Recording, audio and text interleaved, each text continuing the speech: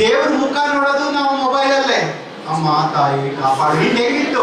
ಕರಾಗ್ರೆ ವಸತಿ ಲಕ್ಷ್ಮಿ, ಕರವಂತಿ, ಸರಸ್ವತಿ ಅಂತೇಳಿ ಕೈ ನೋಡ್ತಾ ಇದ್ವಿ. ಇವಾಗ ನನ್ನ ಹೆಂಡತಿರು ನನ್ನ ಪಕ್ಕದಲ್ಲಿ ಇಟ್ಕೊಂಡು ಹಿಂಗಂತಾಳೆ, ಶಾರದಾಂಬೆ ಫೋಟೋ ಬಂತು ಅಂದ್ಮೇಲೆ ಕಂಡುಬಿಡ್ತಾಳೆ. ನಾವು ಮೊಬೈಲ್ ಹಿಡ್ಕೊಂಡು ಏನೇನೆಲ್ಲ ಬೆಳಿಗ್ಗೆಯಿಂದ ಸಂಜೆವರೆಗೂ ನೋಡಿದ ಮೇಲೆ ಲಾಸ್ಟಿಗೆ ಹೇಳೋದು, ಸುಮ್ಮನೆ ಟೈಮ್ ವೇಸ್ಟ್ ಆಯ್ತು, ಏನಾದ್ರೂ ಒಳ್ಳೆ ಕೆಲಸ ಮಾಡ್ಬೇಕು. ಎಲ್ಲ ನೋಡ್ತೀವಿ, ಕೊನೆಗೆ ಏನೂ ಕಾಣೋದಿಲ್ಲ. ಮನೇಲಿ ಒಬ್ಬರೇ ಕೂತ್ಕೊಂಡಿರಿ. ನಿಮ್ಮ ಅಪ್ಪ ನಿಮ್ಮ ಅಮ್ಮ ಎಲ್ಲ ಬಿಟ್ಟು ಒಂದ್ ದಿವಸ ಎಲ್ಲೋ ಹೋಗ್ತಾರೆ. ಮದುವೆ ಮನೆಗೆ ಬಾರೆ ಗೀತಾ ಅಂತ ಕರೀತಾರೆ. ಗೀತಾ ನಾ ಬರಲ್ಲ ಕಣೆ ಅಮ್ಮ ಅಂತಾರೆ. ಯಾಕೆ ಬರಲ್ಲ? ನಾ ಬಂದ್ರೆ ನಿಮ್ ಹುಡುಗಿ ಚೆನ್ನಾಗಿದ್ದಾಳೆ, ಮದುವೆ ಮಾಡ್ತೀರಾ ಅಂತ ಕೇಳ್ತಾರೆ. ಬರಲ್ಲ. ನೀವು ಎಷ್ಟು ಜನ ಹಾಗೆ ಮಾಡಿದ್ದೀರಿ ಅಲ್ವಾ? ಅಯ್ಯೋ ನಾನು ಇನ್ನು PUC ನೋಡಕ್ ಚೆನ್ನಾಗಿದ್ದೆ ಕಣೆ, ಈಗ ಮದುವೆ ಆಗ್ಬಿಡು ಅಂತಾರೆ. ಹೇಳಿದಾರಲ್ವಾ? ಹೇಳಿದ್ದಾರೆ, ನೀವು ಹೇಳಲ್ಲ. ಆಯ್ತಾ? ಯಾಕೆಂದ್ರೆ ನಮ್ಮ ಕಾಲೇಜಲ್ಲಿ ಸೆಕೆಂಡ್ PUC ಅಲ್ಲ, SSLC ಮದುವೆಯಾಗಿ ಹೋಗಿದ್ದಾರೆ. ಸದ್ಯಕ್ಕೆ ಬಾಲ್ಯ ವಿವಾದ ಕೇಸ್ ನಮ್ಮ ಮೇಲೆ ಹಾಕಲಿಲ್ಲ. ಮನೇಲಿ ಒಬ್ಬರೇ ಕೂತ್ಕೊಂಡಿರ್ತೀರಿ, ಟಿವಿ ಮುಂದ್ಗಡೆ ಇರ್ತೀರಿ. ಟಿವಿ ಮುಂದ್ಗಡೆ ಕೂತ್ಕೊಂಡು ಕೈಯಲ್ಲಿ ರಿಮೋಟ್ ಇದೆಯಲ್ಲ, ರಿಮೋಟ್ ಅನ್ನ ಹಿಡ್ಕೊಂಡು ಒಂದು 5 ನಿಮಿಷ ಒಂದು ಚಾನೆಲ್ ನೋಡ್ತೀರಿ, ಬೋರ್ ಆಗುತ್ತೆ. ನೆಕ್ಸ್ಟ್ ಚಾನೆಲ್ ಮಾಡ್ತೀರಾ ಇಲ್ವೋ? ನೆಕ್ಸ್ಟ್ ಚಾನೆಲ್, ಎಲ್ಲಾ ಚಾನೆಲ್ ಮುಗಿತು ಒಂದ್ ರೌಂಡ್, ಒಂದ್ಸಲ ಕಣ್ಣುಚ್ಕೋತೀರಿ. ಟಿವಿಲೇನು ಚೆನ್ನಾಗೇ ಬರ್ತಾ ಇಲ್ಲ ಕಾರ್ಯಕ್ರಮ. ನೋಡಿ, ಸತ್ಯ ಹೋಗಿತ್ತು. ಏನು ಬರ್ತಿಲ್ಲ ಅಂತ ಟಿವಿ ಆಫ್ ಮಾಡ್ತೀರಿ, ಒಂದ್ ಸ್ವಲ್ಪ ಹೊರಗೆ ಬರ್ತೀರಿ. ಎಸ್, ಟಿವಿ ಒಳಗಡೆ ಏನು ಒಳ್ಳೇದಿಲ್ಲ, ಇರೋದೆಲ್ಲ ನಿಮ್ಮೊಳಗಡೆ. ನಮ್ಮ ತಂದೆ ನನಗೆ ಯಾವಾಗಲೂ ಹೇಳೋರು, ನಮ್ಮ ಮನೆಯಲ್ಲಿರುವ ಟಿವಿ ನೋಡು, ನಮ್ಮ ಮನೆಯಲ್ಲಿರುವ ರೇಡಿಯೋ ನೋಡು, ನಿನಗೆ ಯಾವ ಸ್ಟೇಷನ್ ಬೇಕೋ ಅದನ್ನ ನೀನು ಆನ್ ಮಾಡ್ತೀಯಾ, ನಿನಗೆ ಯಾವ್ದು ಬೇಕೋ ಆನ್ ಮಾಡ್ತೀಯಾ. ಹಾಗಾದ್ರೆ ಉದಯ ಬೇಕಾದವ್ರಿಗೆ ಉದಯ ಬರುತ್ತೆ, ಈ ಟಿವಿ ಬೇಕಾದವ್ರಿಗೆ ಈ ಟಿವಿ ಬರುತ್ತೆ, ಇನ್ಯಾವ್ಯಾವ್ದೋ ಚಾನೆಲ್ ಯಾವ್ಯಾವ್ರಿಗೆ ಬೇಕೋ, ಕಲರ್ಸ್ ಕನ್ನಡ ಬೇಕಾದ್ರೆ, ಅಜಿತ್ ಹನುಮಂತನವರು ಬೇಕಾದ್ರೆ ಆ ಚಾನೆಲ್ ಬರುತ್ತೆ ಅಲ್ವಾ? ಹಾಗೆ ರಾಧಾ ಹಿರೇಗೌಡರ ಬೇಕಾದ್ರೆ ಆ ಚಾನೆಲ್ ಬರುತ್ತೆ, ರಂಗನಾಥ ಭಾರದ್ವಾಜ್ ಬೇಕಾದ್ರೆ ಆ ಚಾನೆಲ್ ಬರುತ್ತೆ. ಎಲ್ಲಾ ಚಾನೆಲ್ಗಳು ಬರ್ತಾ ಹೋಗ್ತವೆ. ನನ್ನ ಸ್ಟೂಡೆಂಟ್ ಒಬ್ರು News 18 ಅಲ್ಲಿ ಇದ್ದಾಳೆ, ನಾನು ಅದೊಂದೇ ಚಾನೆಲ್ ನೋಡೋದು. ನನ್ನ ಹೆಂಡತಿ ಹೇಳ್ತಾ ಇರ್ತಾರೆ, ನೀವು ಒಬ್ಬರೇ ನೋಡೋದು ಆ ಚಾನೆಲ್, ನನಗೆ ಸ್ಟೂಡೆಂಟ್ ಅಂತ. ನಮಗೆ ಯಾವ ಚಾನೆಲ್ ಬೇಕೋ ಎಲ್ಲವೂ ಬರುತ್ತಲ್ವಾ? ಹಾಗಾದ್ರೆ ಟಿವಿ ಒಳಗಡೆ ಎಲ್ಲವೂ ಇದೆ. ನಿಮಗೆ ಯಾವುದು ಬೇಕೋ ಅದನ್ನ ನೀವು ಓದಬೇಕು. ಪ್ರಪಂಚದಲ್ಲಿ ಎಲ್ಲವೂ ಇದೆ. ನಿಮಗೆ ಯಾವುದು ಬೇಕೋ ಅದು ನೀವು ಆಡಬೇಕು, ನೀವು ಒತ್ತಬೇಕು, ನೀವು ಆಡಬೇಕು ಅಂತಾದ್ರೆ ನಾವು ನಮ್ಮನ್ನ ಒಪ್ಪಿಕೊಳ್ಳದೆ, ನಮ್ಮನ್ನ ನಾವು ರೂಪಿಸಿಕೊಳ್ಳದೆ ನಾವು ಇನ್ನೇನೋ ಕನಸುಗಳನ್ನ ಇಟ್ಟುಕೊಂಡ್ರೆ ಸಾಧ್ಯ ಆಗತ್ತಾ? ಮೊದಲನೇದಾಗಿ ನಮ್ಮನ್ನ ನಾವು ರೂಪಿಸಿಕೊಳ್ಳೋದು ಹೇಗೆ ಅನ್ನೋದು ಬಹಳ ಮುಖ್ಯ ಆಗುತ್ತೆ. ನಾನಿವತ್ತು ಪರೀಕ್ಷೆಗಳ ಬಗ್ಗೆ ಮಾತಾಡಕ್ ಬಂದಿಲ್ಲ. ಪರೀಕ್ಷೆಗಳ ಬಗ್ಗೆ ಮಾತಾಡಿದ್ರೆ ನಾನು ವಿಮಲರಾಗ್ತಾರೆ ಇಂಗ್ಲಿಷ್ ಪಾಠ ಮಾಡ್ಬೇಕಾಗತ್ತೆ, ಮಾತಾಡಲ್ಲ. ನಮ್ಮನ್ನ ನಾವು ರೂಪಿಸ್ಕೊಳ್ಳೋದು ಹೇಗೆ ಯೋಚನೆ ಮಾಡಿ. ನಿಮ್ಗೊಂದು ಮಾತು ಹೇಳ್ತೇನೆ, 1997ನೇ ಇಸ್ವಿಯ ಕತೆ ಹೇಳ್ತೀನಿ ನಾನು. 1997 ಶೃಂಗೇರಿಯ JCPM ಕಾಲೇಜು ಅಂತ ಇದೆ, ಗೊತ್ತಿರಬಹುದು ಹಿರಿಯರಿಗೆ. ಆ ಕಾಲೇಜಿನಲ್ಲಿ 1300 ಜನ ಸ್ಟೂಡೆಂಟ್ಸ್ ಇದ್ರು. ಇಲ್ಲಿ ನೀವು 1300 ಜನ ಸ್ಟೂಡೆಂಟ್ಸ್ ಇದ್ರು. ಅಲ್ಲಿ ಒಂದು MH ಅಂತ ಇದೆ, ಮೈನ್ ಹಾಲ್ ಅಂತ ಅಷ್ಟೇ. ಮೈನ್ ಹಾಲ್ನಲ್ಲಿ ಇದೇ ತರ ವೇದಿಕೆ. ಹೆಣ್ಮಕ್ಳೆಲ್ಲ ಆ ಕಡೆ ಕೂರ್ತಾ ಇದ್ರು, ಗಂಡು ಮಕ್ಕಳೆಲ್ಲ ಈ ಕಡೆ ಕೂರ್ತಾ ಇದ್ರು. ಇಷ್ಟು ಜನರು ಗಲಾಟೆ ಮಾಡ್ತಾರೆ ಅಂತೇಳಿ ಅಲ್ಲಲ್ಲಿ ಒಬ್ರೊಬ್ರು ಉಪನ್ಯಾಸಕರು ಇರ್ತಾ ಇದ್ರು. ನಾವೆಲ್ಲ ಫಸ್ಟ್ ಇಯರ್ ಡಿಗ್ರಿ ಓದ್ತಾ ಇದ್ವಿ. ಆ ಸಂದರ್ಭದಲ್ಲಿ ದೇವರಾಜ್ ಅನ್ನುವಂತ ಒಬ್ರು ಮೇಷ್ಟ್ರು, ಲೆಕ್ಚರರು ಬಾಟ್ನಿಗೆ ನಮಗೆ ಪಾಠಕ್ಕೆ ಬರ್ತಾ ಇದ್ರು. ಕಾರ್ಕಳದಲ್ಲೂ ಪ್ರಿನ್ಸಿಪಾಲ್ ಆಗಿದ್ರು ಅವರು, ಗೌರ್ಮೆಂಟ್ PU ಕಾಲೇಜಿನಲ್ಲಿ. ಅವರು ಸ್ವಲ್ಪ ಜನಪದ ಗೀತೆಯನ್ನ ಹಾಡ್ತಾರೆ. ಮಕ್ಕಳದೆಲ್ಲ ಟ್ಯಾಲೆಂಟ್ ಶೋ ಆಯ್ತು, ಹಾಡಾಯ್ತು, ಡ್ಯಾನ್ಸ್ ಆಯ್ತು. ನಂದು ಹಾಡಿತ್ತು ಅವತ್ತು. ನಾನು ತೆರೆ ಬೇರೆ ಬೀಚ್ ಮೇ ಕೈಸಾ ಹೈ ಬಂದರ್ ಅಂಜಾನ ಹಾಡಿದ್ದೆ. ಹುಡುಗರೆಲ್ಲ ಚಪ್ಪಾಳೆ ತಟ್ಟಿದ್ರು, ಎಲ್ಲ ಆಯ್ತು. ಕೊನೆಯದಾಗಿ ಈಗ ಕಾರ್ಯಕ್ರಮಕ್ಕೂ ಮೊದಲು ನಮ್ಮ ಕಾಲೇಜಿನ ಬಾಟನಿ ಶಿಕ್ಷಕರಾದ ದೇವರಾಜ್ ಅವರು ಬಂದು ಒಂದು ಜನಪದ ಗೀತೆಯನ್ನ ಹಾಡಬೇಕು ಅಂತ ಹೇಳಿದ್ರು 1997ನೇ ಇಸ್ವಿಯಲ್ಲಿ. ದೇವರಾಜ್ ಸರ್ ಹಿಂದಗಡೆ ಕೂತಿದ್ದ ತುಂಟ ಹುಡುಗರನ್ನ ಗಲಾಟೆ ತಪ್ಪಿಸ್ಬೇಕು ಅಂತ ಹೋಗಿದ್ರಲ್ಲ, ಅಲ್ಲಿಂದ ಮಧ್ಯದಲ್ಲಿ ನಾವು ಇವಾಗ ಬಂದ್ವಲ್ಲ, ಅದೇ ತರ ಬಂದ್ರು. 1300 ಜನ ಮಕ್ಕಳುಗಳು ಲೆಕ್ಚರರ್ ಹಾಡ್ತಾರೆ ಅಂತೇಳಿ ಚಪ್ಪಾಳೆ ತಟ್ಟಿದ್ರು ಮೇಲೆ ಬಂದು ನಿಲ್ಲುವವರೆಗೂ ಚಪ್ಪಾಳೆ ತಟ್ಟಿದ್ರು. ನಾನು ಎದುರುಗಡೆ ಸಾಲಲ್ಲೇ ಕೂತ್ಕೊಂಡಿದ್ದೆ. ಅವತ್ತು ನಿರ್ಧಾರ ಮಾಡಿದ್ರೆ ನಾನು ಕಾಲೇಜು ಲೆಕ್ಚರರೇ ಆಗಬೇಕು, ಕಾಲೇಜಲ್ಲಿ ಇದೇ ತರ ಹೋಗಿ ಹಾಡು ಹೇಳ್ಬೇಕು ಅಂತ. ಅದು ಇವತ್ತಿಗೆ ಸಾಕಾರನೂ ಆಗಿದೆ.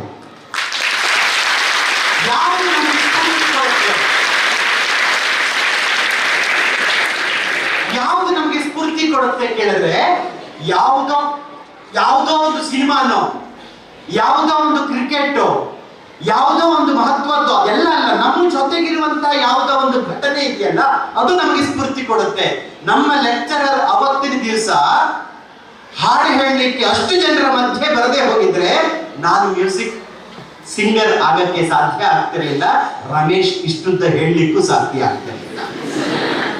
ಹಾಗಾಗಿ ನಾನು ಆ ಲೆಕ್ಚರರ್ನ ಇವತ್ತಿಗೂ ನೆನಪು ಮಾಡ್ಕೊಳ್ತೀನಿ. PUCಯಲ್ಲಿ ಸ್ವಲ್ಪ ಕಡಿಮೆ ಮಾರ್ಕ್ಸ್ ತೆಗೆದು ಡಿಗ್ರಿಗೆ ಸೇರಿದೆ ನಾನು.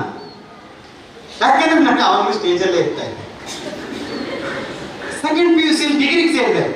ಡಿಗ್ರಿಗೆ ಸೇರಿದಂತಹ ಸಂದರ್ಭದಲ್ಲಿ ಕರ್ನಾಟಕದ ಸಿಸಿಲಿಯನ್ ತಜ್ಞ ಡಾಕ್ಟರ್ GK ಭಟ್ ಗೊತ್ತಿರ್ಬೋದು. ಡಾಕ್ಟರ್ GK ಭಟ್ ಅದೇ ಕಾಲೇಜ್ನಲ್ಲಿ ಇದ್ರು. ಅವರು ಒಂದು ಮಾಹಿತಿಯನ್ನ ಕೊಟ್ಟರು.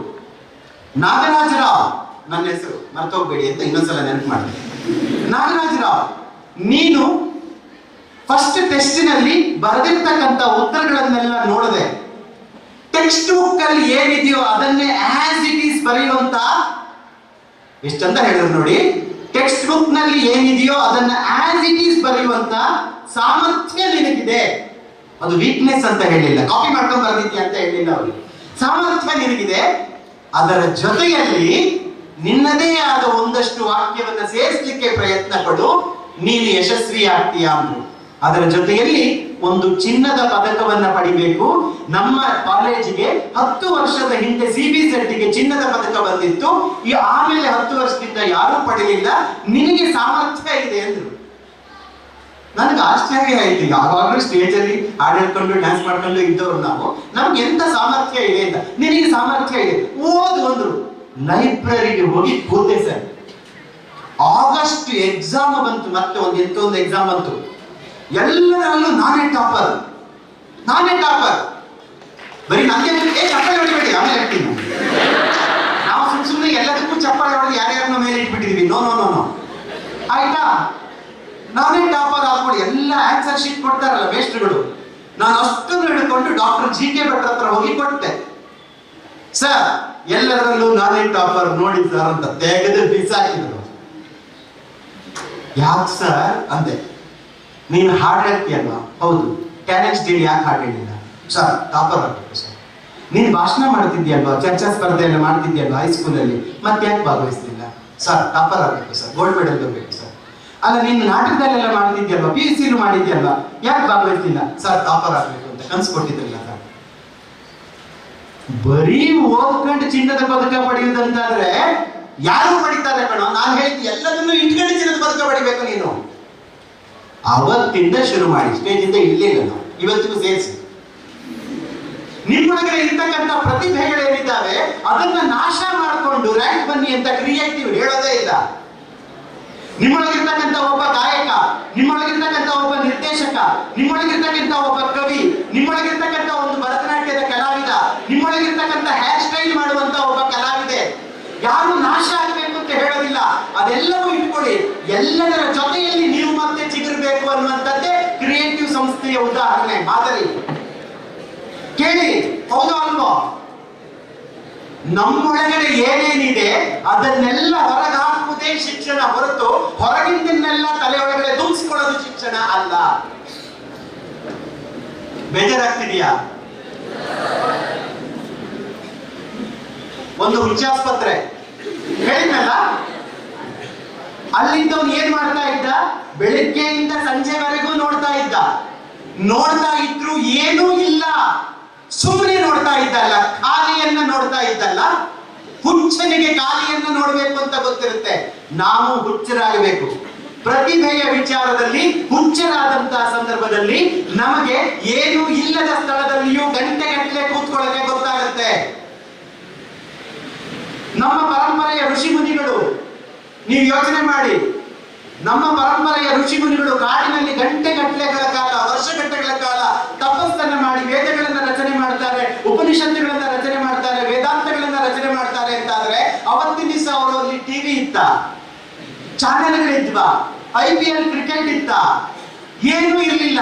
ಹಾಗಾದ್ರೆ ನಮ್ಮ ಭಾರತೀಯ ಸಂಸ್ಕೃತಿ ಎಂದುಕೊಂಡ್ರೆ ನಾವು ರಾಮಾಯಣ, ಮಹಾಭಾರತ, ವೇದ, ಉಪನಿಷತ್ತು ಪುಸ್ತಕಗಳು 5,000-6,000 ವರ್ಷಗಳ ಹಿಂದೆ ಬರೆದಿಟ್ಟದನ್ನ ಇವತ್ತಿಗೂ ತಿರುಗಿ ನೋಡ್ತೀವಿ ಅಂತ ಆದ್ರೆ ಅವರೆಲ್ಲ ಏನು ಮಾಡಿದ್ರು? ಮುಂಗಾರು ಮಳೆ ಸಿನಿಮಾ ನೋಡಿರ್ತೀರಿ ನೀವು, ನೋಡಿದ್ದೀರಾ? 2007ನೇ ಇಸ್ವಿ ಬಂತು, ಅದ್ಭುತವಾಗಿರ್ತಕ್ಕಂಥ ಗೀತೆಗಳಿದ್ವು ಅದರೊಳಗಡೆ. ಕುಣಿದು ಕುಣಿದು ಬಾರೆ, ನಲಿದು ಒಲಿದು ಬಾರೆ, ಜೀವಕ್ಕೆ ಜೀವ ತಂದವಳೆ, ಜೀವಕ್ಕಿಂತ ಸನಿಹ ಬಾರೆ, ಒಲವೇ ವಿಸ್ಮಯ. ಈ ಹಾಡು ಗೊತ್ತಿಲ್ಲದೆ ಹೋದ್ರು ನಮ್ಮ ಗಣೇಶ್ ರಾಜ್ ಅವರಿಗೂ ಗೊತ್ತಿದೆ ಇನ್ನೊಂದು ಹಾಡು, ಅನಿಸುತ್ತಿದೆ ನೀನೇ ನನ್ನವಳೆಂದು ಮಾಯದ ಲೋಕದಿಂದ.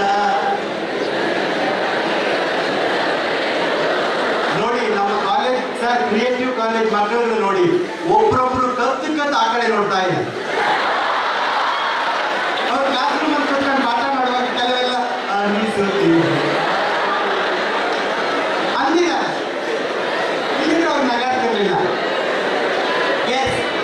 ಒಂದ್ ನಿಮಿಷ, ಇವತ್ತು ಮುಂಗಾರು ಮಳೆಯನ್ನ ಮನೆಗೆ ಹೋಗಿನೋ ಅಥವಾ ಇಲ್ಲಿ ಕೂತ್ಕೊಂಡು, ಮೊಬೈಲ್ ಇಲ್ಲ ನಿಮ್ಮ ಹತ್ರ, ಸುಮ್ಮನೆ ಮನೆಗೆ ಹೋದಾಗ ಒಂದ್ಸಲ ನೋಡಿ, ಕುಣಿದು ಕುಣಿದು ಬಾರೆ ಹಾಡು ಏನಿದೆ, ಆ ಹಾಡಿನಲ್ಲಿ ನಿರ್ದೇಶಕರು ಯೋಗರಾಜ ಭಟ್ರರು, ನಟನೆ ಮಾಡಿದಂತವರು ಗಣೇಶ್ ಮತ್ತು ಪೂಜಾ ಗಾಂಧಿ, ಕ್ಯಾಮರಾಮನ್ ಯಾರು ಕೇಳಿದ್ರೆ ಕೃಷ್ಣ ಅಂತ, ಕೃಷ್ಣ ಯಾರು ಕೇಳಿದ್ರೆ ಆಮೇಲೆ ಹೆಬ್ಬುಲಿ ಅಂತ ಒಂದು ಸಿನಿಮಾ ಮಾಡಿ ನಮ್ಮ ಮಕ್ಕಳ ತಲೆ ಎಲ್ಲ ಓಡಿಸಿ,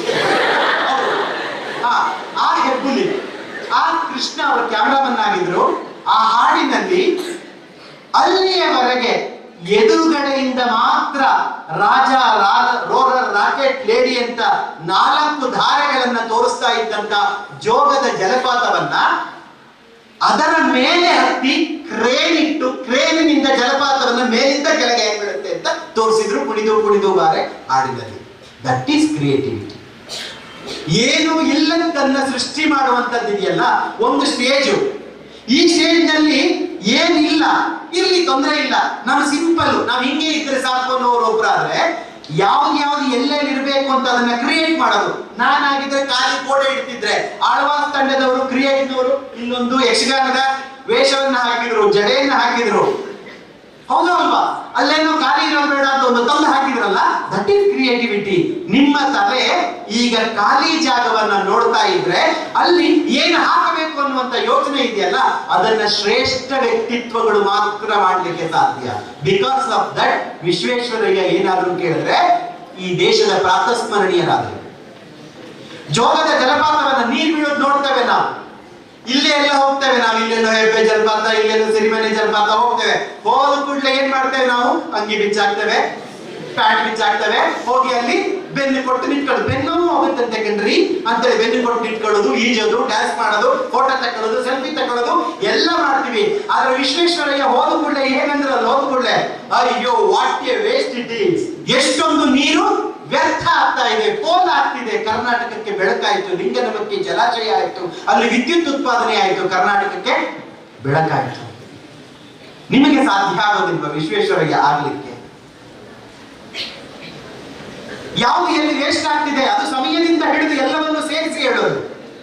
ನಾನು ಒಳಗಡೆ ಬಂದು ಕೂತು ಕೂಡ್ಲೆ, ಕ್ರಿಯೇಟಿವ್ ಸಂಸ್ಥೆಯ ಪ್ರಿನ್ಸಿಪಾಲ್ ಚೇಂಬರ್ಗೆ ಹೋಗಿ ಕೂತು ಕೂಡ್ಲೆ ಅವರು ಎಲ್ಲರೂ ಸೇರ್ಕೊಂಡು ಮಾತಾಡ್ತಾ ಇದ್ದಿದ್ದಷ್ಟೇ. MLA ಅವರು ಹೊರಗಡೆ ಇದ್ದಾರೆ, 1:20 ಆಯ್ತು, 1:15 ಆಗ್ತಾ ಬರುತ್ತೆ, 2 ಗಂಟೆ ಆಗ್ತಾ ಬರುತ್ತೆ, ಮಕ್ಕಳನ್ನ ಅಲ್ಲಿ ಕೂರಿಸಿದ್ದೇವೆ, ಪಾಪ ಸುಮ್ಮನೆ ಕೂರ್ಬೇಕಲ್ಲ ಅಂತ. ಒಂದು ಸಮಯಕ್ಕೆ ಎಷ್ಟು ಬೆಲೆ ಇದೆ. ಅವರು ಅಲ್ಲಿಂದ ಫೋನ್ ಮಾಡ್ತಾರೆ, ಮಗನೇ ನಾನು ಬರೋ ತಡ ಆದ್ರೆ ನೀನು ಹೋಗಿ ಕೂತ್ಕೊಂಡಿರುವಂತ, ಅವ್ರು ಬಂದು ಕೂತ್ಕೊಳ್ತಾರೆ. ಸಮಯಕ್ಕೆ ಎಷ್ಟು ಬೆಲೆ ಇದೆ. ಯಾವ ವ್ಯಕ್ತಿ ಸಮಯಕ್ಕೆ ಬೆಲೆಯನ್ನ ಕೊಡ್ತಾರೆ ಅವರು ಖಂಡಿತವಾಗಿಯೂ ಯಶಸ್ಸನ್ನ ಕಾಣ್ತಾರೆ. ನನ್ನ ಪರಿಚಯ ಪತ್ರವನ್ನ ಓದುವಂತ ಸಂದರ್ಭದಲ್ಲಿ, ರಮೇಶ್ ದೀರ್ಘವಾಗಿ ಓದುವಂತಹ ಸಂದರ್ಭದಲ್ಲಿ ನಮ್ಮ ಪಕ್ಕದಲ್ಲಿದ್ದಂತ ಪ್ರಿನ್ಸಿಪಾಲ್ ಹೇಳಿದ್ರು, ನಾಗರಾಜ್ ಸರ್ ಒಂದು ಕ್ಷಣನೂ ವೇಸ್ಟ್ ಮಾಡೋದಿಲ್ಲ ಅಲ್ವಾ ನೀವು ಅಂತ. ಇದು ಭ್ರಮೆ. ನನ್ನ ಹೆಂಡತಿ ಗೊತ್ತು ನಾನು ಎಷ್ಟು ಸಮಯ ವೇಸ್ಟ್ ಮಾಡ್ತೀನಿ ಅಂತ. ನೀವು ಸರಿಯಾದ ಟೈಮ್ ಯೂಸ್ ಮಾಡ್ಕೊಂಡಿದ್ರೆ ಇಷ್ಟೊತ್ತಿಗೆ ಅಮೆರಿಕದಲ್ಲಿ ಇರ್ತಿದ್ರಿ ಕಣ್ರಿ ಅನ್ನೋರು. ನಾನು ನನ್ನನ್ನು ಡಿಪೆಂಡ್ ಮಾಡ್ಕೋಬೇಕಲ್ಲ, ಅಮೆರಿಕಕ್ಕಿಂತ ಭಾರತ ಇಷ್ಟ ಕಡಿಮೆ. ಯಾಕೆಂದ್ರೆ ಇನ್ನೊಂದಷ್ಟು ಕೆಲಸ ಮಾಡ್ಲಿಕ್ಕೆ ಸೋಮವಾರ ಇರ್ತಾನ ನಮಗೆ, ಇನ್ನೊಂದಷ್ಟು ಕೆಲಸ ಮಾಡ್ಲಿಕ್ಕೆ ಸೋಮವಾರ ಇರ್ತಾನ. ಹಾಗಾಗಿ ನಾನು ಇದೇ ಇಷ್ಟ ಕಣೆ ಅಂತೀನಿ. ಟೈಮ್ ವೇಸ್ಟ್ ಮಾಡೋದು ಯೋಚನೆ ಮಾಡಿ. ವರ್ಷ, ತಿಂಗಳು, ಎಲ್ಲದಕ್ಕೂ ಕ್ಷಣ, ಪ್ರತಿಯೊಂದಕ್ಕೂ ಬೆಲೆ ಇದೆ. ಇವಾಗ ಪರೀಕ್ಷೆ 1, ಪರೀಕ್ಷೆ 2, ಪರೀಕ್ಷೆ 3 ಬಂದು ಯೋಚನೆ ಮಾಡಿ. ಇವತ್ತಿನ ಪತ್ರಿಕೆ ತೆಗೆದು ನೋಡಿ ನೀವು, ಪರೀಕ್ಷೆ 3ರಲ್ಲಿ ಫಲಿತಾಂಶ 22.5787 ಇದೆ. ಅಂದ್ರೆ 22, ಅಂದ್ರೆ ಫೇಲ್ ಆದವನು, ಮೊದಲನೇ ಸಲ ಫೇಲ್ ಆದವನು 3ನೇ ಸಲನು ಕೆಲವರು ಫೇಲ್ ಆಗಿದ್ದಾರೆ ಹೊರತು ಪಾಸ್ ಆಗಿಲ್ಲ. ಸೊ ಒಂದು ವರ್ಷದ ಬೆಲೆ ಯಾರಿಗೆ ಗೊತ್ತು? ಒಂದು ವರ್ಷದ ಬೆಲೆ ಯಾರಿಗೆ ಗೊತ್ತು ಕೇಳಿದ್ರೆ ಫೇಲ್ ಆದವನಿಗೆ ಗೊತ್ತಿರುತ್ತೆ. ಫೇಲ್ ಮಾಡಬಾರದು ಅಂತೇಳಿ ಇಲಾಖೆ ಏನ್ ಮಾಡುತ್ತೆ, ಮಂತ್ರಿಗಳು ಏನ್ ಮಾಡ್ತಾರೆ, 2ನೇ ಪರೀಕ್ಷೆ 3ನೇ ಪರೀಕ್ಷೆ ಎಂತ ಮಾಡಿದ್ರು ನಾನು ಫೇಲೇ ಆಗೋದು, ನೀವ್ ಯಾರು ಅಂತ ನಮ್ ಗಣಪತಿ ಶೆಟ್ಟರ್ ಎದುರುಗಡೆ ತಿರುಗಿ ಕೂತ್ಕೊಂಡ್ರೆ ನಾವೇನ್ ಮಾಡ ಆಯ್ತಲ್ವಾ? ವರ್ಷದ ಬೆಲೆ ಯಾರಿಗೆ ಗೊತ್ತು? ಫೇಲ್ ಆದವನಿಗೆ ಗೊತ್ತಿರುತ್ತೆ. ಅಯ್ಯೋ, ಇನ್ನು ತಿಂಗಳ ಬೆಲೆ ಯಾರಿಗೆ ಗೊತ್ತಿರುತ್ತೆ? ತಿಂಗಳ ಬೆಲೆ ಯಾರಿಗೆ ಗೊತ್ತಿರುತ್ತೆ ಕೇಳಿದ್ರೆ ಪ್ರಿಮೆಚ್ಯೂರ್ ಮಗುವನ್ನ ಹೆತ್ತ ತಾಯಿಗೆ ಗೊತ್ತಿರುತ್ತೆ. ಎಲ್ಲ ಮಕ್ಕಳು 9 ತಿಂಗಳು ತುಂಬಿ ಹುಟ್ಟಿದ್ರೆ ಈ ಮಗು 7 ತಿಂಗಳಿಗೆ ಹುಟ್ಟಿದೆ. ನಮ್ಮ ಚಿಕ್ಕಮಗಳೂರಲ್ಲಿ ನಮ್ಮನೆ ಪಕ್ಕದಲ್ಲಿ ಒಂದು ಲೇಡಿ ಇದ್ದಾರೆ. ಅವರು ಈ ಹುಟ್ಟುವಾಗ 700 ಗ್ರಾಮ್ ಇದ್ರಂತೆ, 6ನೇ ತಿಂಗಳಲ್ಲಿ ಹುಟ್ಟಿದ್ರು. ಇವಾಗ ಚೆನ್ನಾಗಿದ್ದಾರೆ. ಆದ್ರೆ ಅವ್ರ ತಾಯಿ ಯೋಚನೆ ಮಾಡ್ತಿದ್ರು, ಅಯ್ಯೋ ನೋಡಿ ನಮ್ಮ ಮಗನು 9 ತಿಂಗಳು ತುಂಬಿ ಹುಟ್ಟಿದ್ರೆ ವಿಮಲ್ ರಾಜ್ ತರ ಗುಂಡ್ಗುಂಡು ಕಾಡ್ತಿತ್ತು, ರಮೇಶ್ ತರ ಗುಂಡ್ಗುಂಡು ಕೇಳ್ತಿತ್ತು.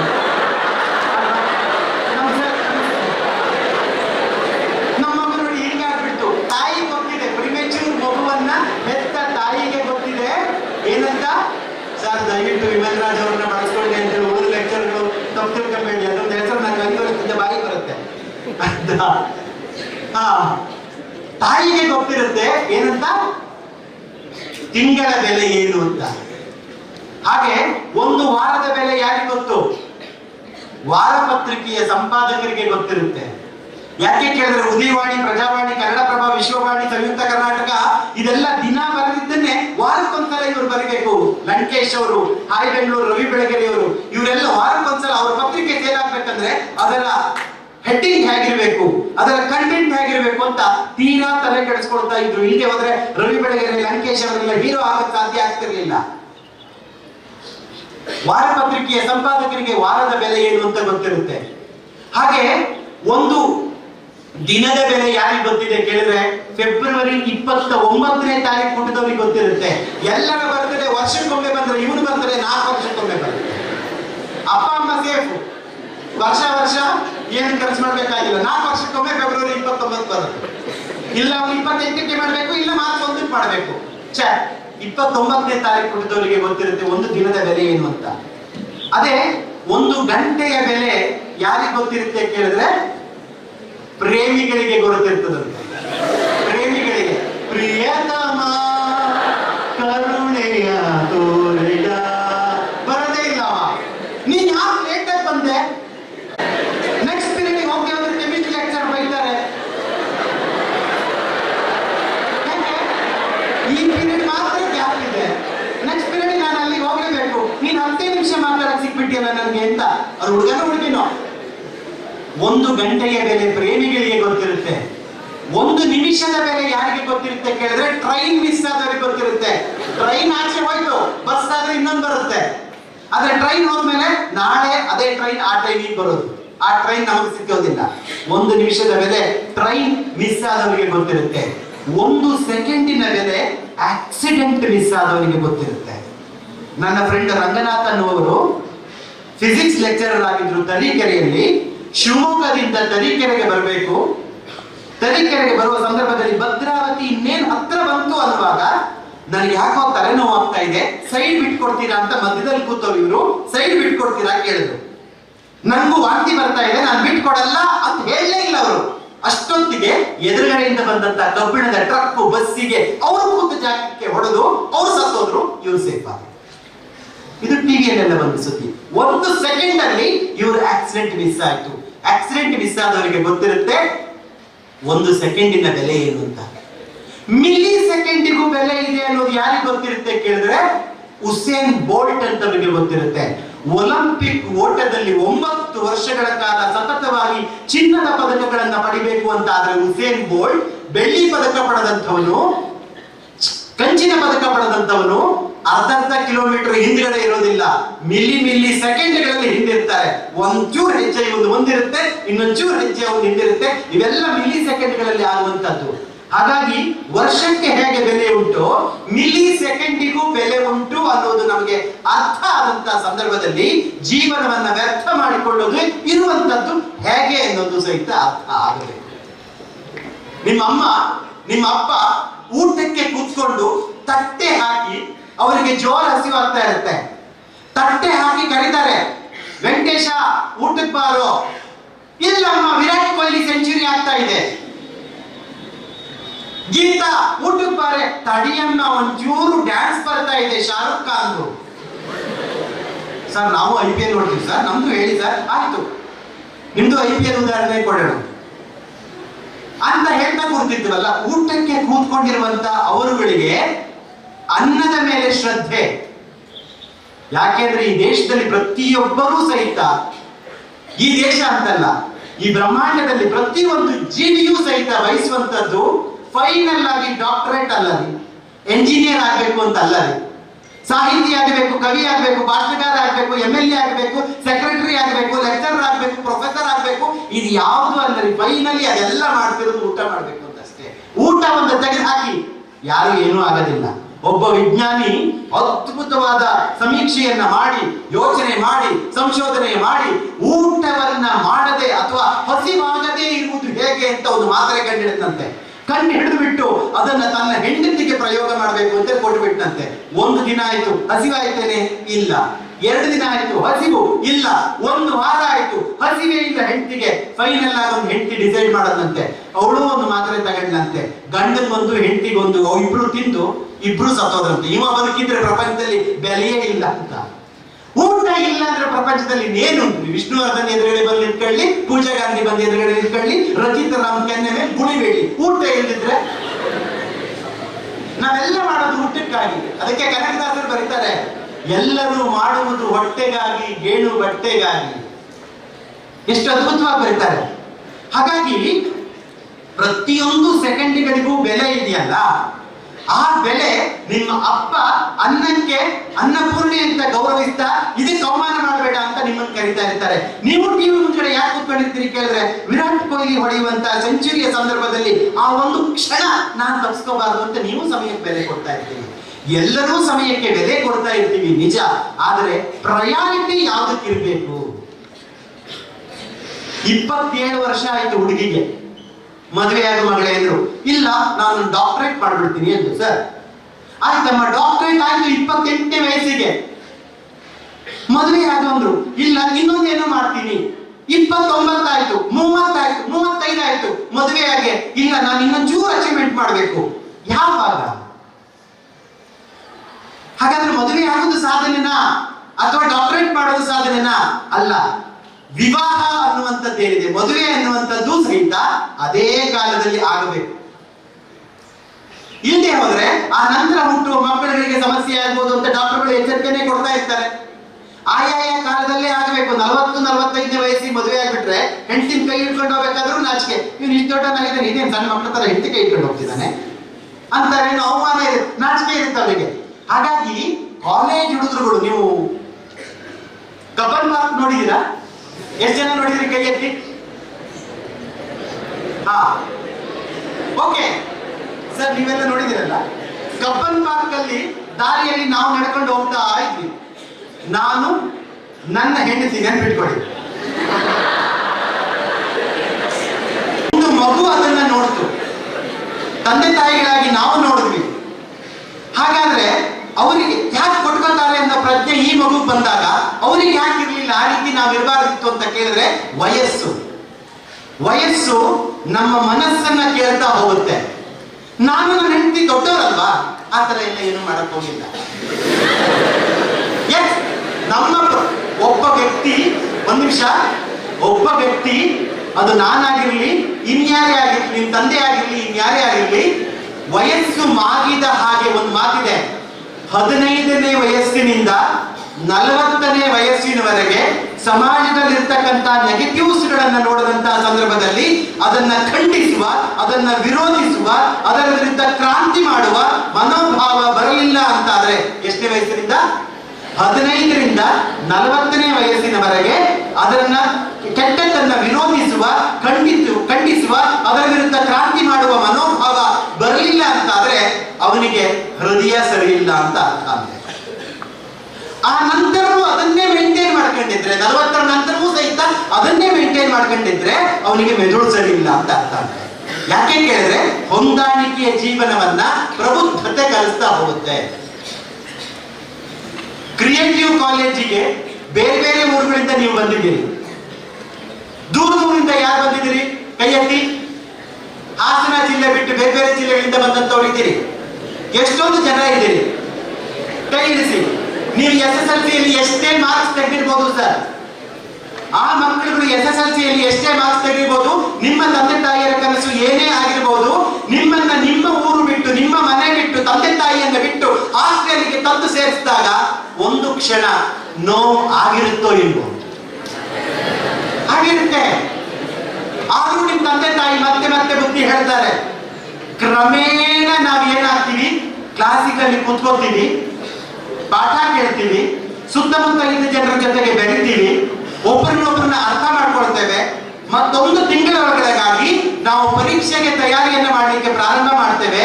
ನಿಧಾನವಾಗಿ ವಾತಾವರಣಕ್ಕೆ ಹೊಂದಿಕೊಳ್ತೇವೆ. ಸೆಕೆಂಡ್ PUC ಬಿಟ್ಟು ಹೋಗುವ ಸಂದರ್ಭ ನೋಡಿ. ನೀವು ಬಿಟ್ಟು ಹೋಗುವ ಸಂದರ್ಭದಲ್ಲಿ ನಿಮ್ಮ ಕಣ್ಣಿನಲ್ಲಿ ಒಂದು ಹನಿ ನೀರು ಬರಲಿಲ್ಲ ಅಂತಾದ್ರೆ ನೀವು ಮತ್ತೊಮ್ಮೆ ಮನುಷ್ಯರಾಗ್ಬಿಟ್ಟು ಬರ್ಬೇಕಾಗುತ್ತೆ. ಯಾಕೆ ಕೇಳಿದ್ರೆ ಮನುಷ್ಯರಲ್ಲ. ಯಾಕೆಂದ್ರೆ ಒಂದು ದಿನ 2 ದಿನ ಇದ್ದು ಹೋದ ನೆಂಟರು ಆಚೆ ಹೋಗ್ಬೇಕಾದ್ರೆ ಅಯ್ಯೋ ನಿಧಾನ ಪಾಪ ಹೋಗ್ಬನ್ನಿ ಅಂತೀವಿ. ಇನ್ನು ಇಷ್ಟು ದಿನಗಳ ಕಾಲ ಬೆರೆತಿರ್ತಕ್ಕಂಥ ನೀವು, ಅರಿತಿರ್ತಕ್ಕಂಥ ನೀವು, ನಿಮ್ಮನ್ನ ನೀವು ಅರಳಿಸಿಕೊಂಡಿರ್ತಕ್ಕಂಥ ನೀವು, ಇವ್ರನ್ನೆಲ್ಲ ಬಿಟ್ಟು ಹೋಗ್ಬೇಕಾದ್ರೆ ಮನಸ್ಸಿಗೆ ನೋವು ಆಗೇ ಆಗುತ್ತೆ. ವಿದ್ಯಾರ್ಥಿ ಜೀವನ ಅನ್ನುವಂಥದ್ದು ಚಿನ್ನದ ಜೀವನ ಆಗೋದು ಯಾವಾಗ ಕೇಳಿದ್ರೆ ಇಲ್ಲಿ ಬರುವಂತಹ ಎಲ್ಲ ಅವಕಾಶಗಳನ್ನ ಬಳಸಿಕೊಂಡಂತಹ ಸಂದರ್ಭದಲ್ಲಿ, ಅದರಿಂದ ಒಂದಷ್ಟು ಗಳಿಸಿಕೊಂಡಂತಹ ಸಂದರ್ಭದಲ್ಲಿ. ನನ್ನ ಸ್ನೇಹಿತ ಒಬ್ಬ ಇದ್ದ. ಸರ್ ನಿಮ್ಮ ಹೆಸರು ಮರ್ತೆ ನಾನು. ಸರ್ ಟೈ ಕೃಷ್ಣ ಪ್ರಕಾಶ್. ಕೃಷ್ಣ ಪ್ರಕಾಶ್ ಅವರು ನಾನು ಒಳಗೆ ಬಂದುಕೊಂಡೆ ಒಂದು ಮಾತನ್ನ ಹೇಳಿದ್ರು. ಸರ್ ನೀವು ಅವತ್ತು ಶೃಂಗೇರಿಯಲ್ಲಿ ಹೇಳಿದ್ರಲ್ಲ ಅದನ್ನು ಹೇಳಲೇಬೇಕು ಅಂತ. ಹೇಳ ಸರ್? ಆಯ್ತು ಹೇಳಿದ್ರು, ಹೇಳಿ ಅಂತ. ಕೃಷ್ಣ ಪ್ರಕಾಶ್ ಸ್ನೇಹಿತರು ಒಬ್ರು ಇದ್ರು. ಕೃಷ್ಣ ಪ್ರಕಾಶ್ ಎದ್ದಿಟ್ಕೊಳ್ಳಿ ಸರ್, ಗೊತ್ತಿದೆಯಲ್ಲ ನೋಡಿ.